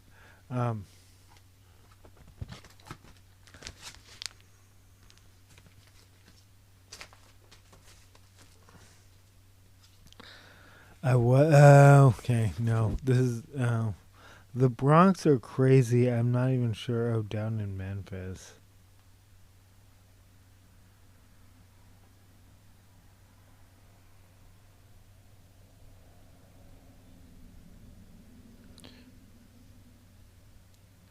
Progress.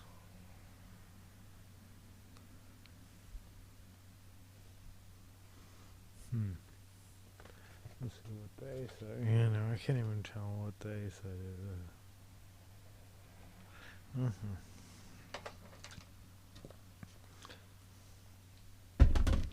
This is The Bronx featuring Lou Reed by Booker T. Jones. Let's just do it. Let's just do that.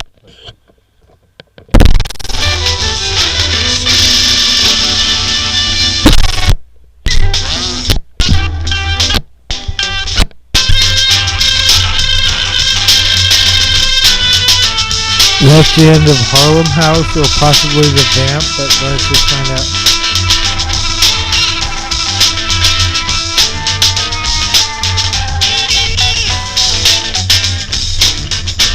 Album produced by Booker T. Jones, Questlove, and Rob Snap. Okay. This is The Bronx, and I'm going to bed.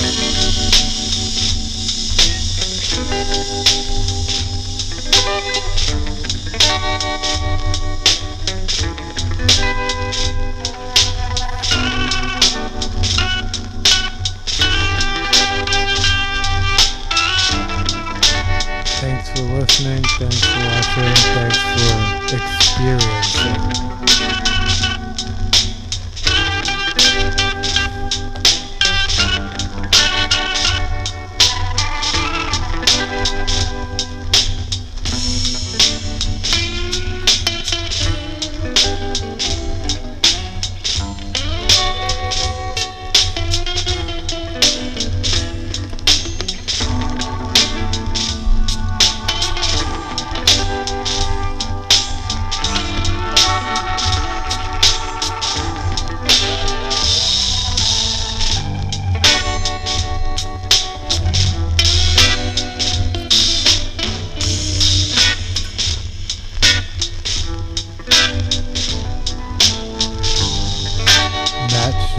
I missed it. 11:13.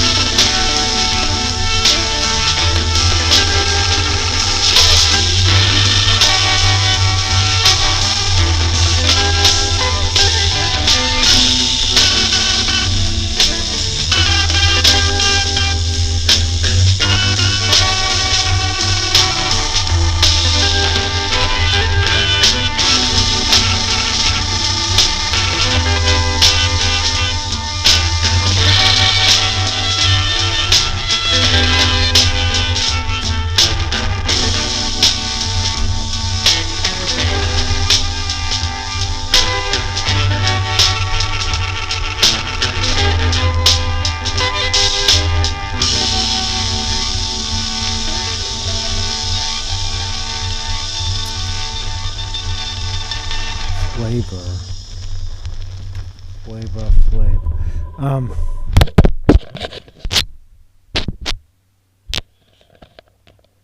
Thanks for listening. Thanks for watching. This is the end of the episode, for sure.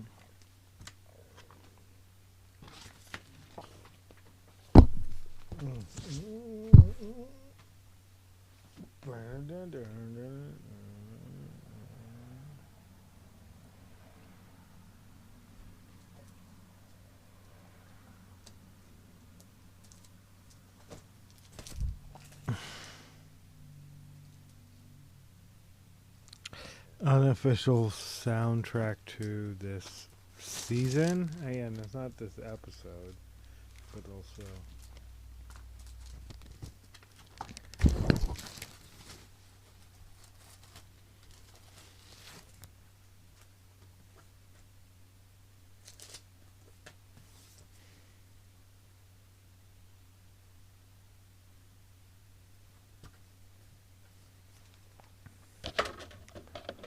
Good night.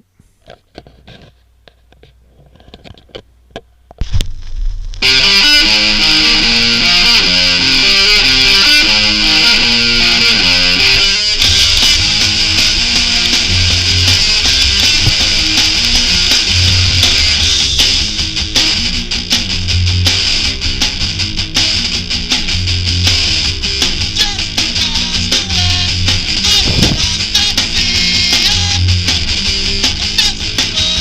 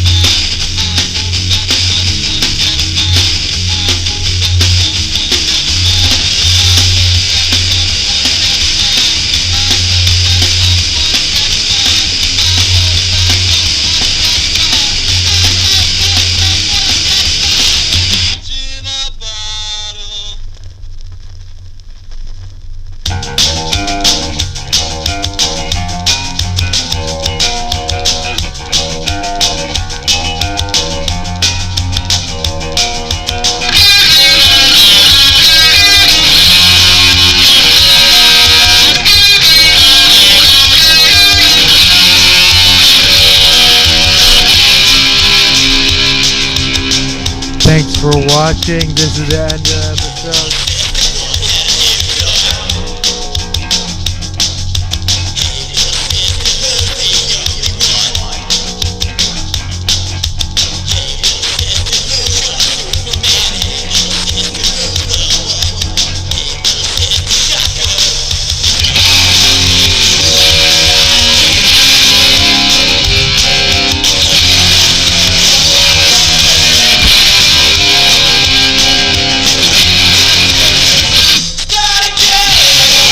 Out to this goes out to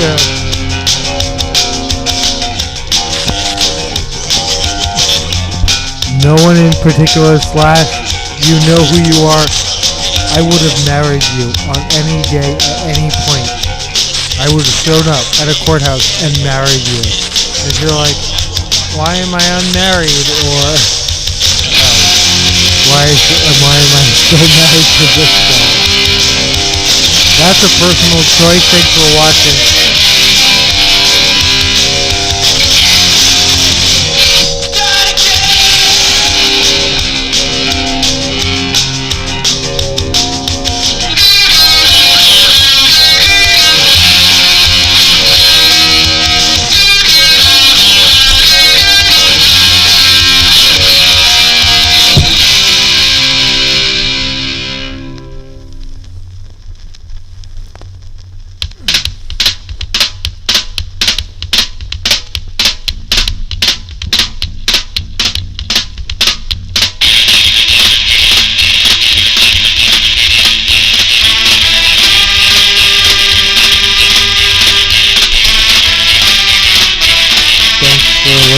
Thanks for watching. This is the end of.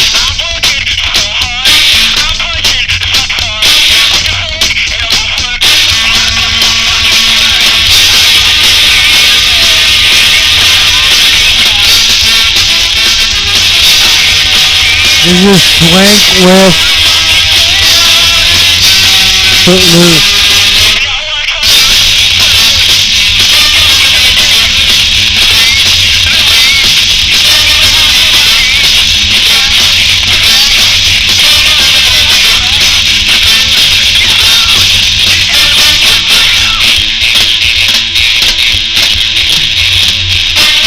Thanks for watching.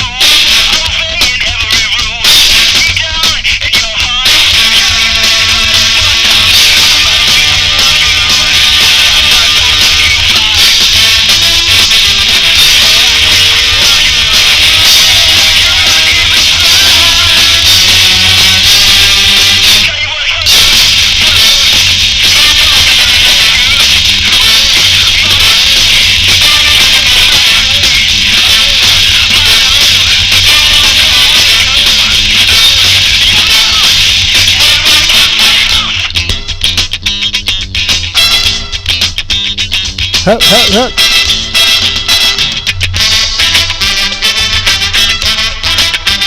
Pick it up.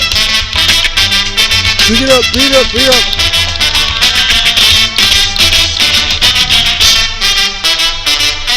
Cheers, thanks for watching this, and as I said. Alright, we're gonna play out that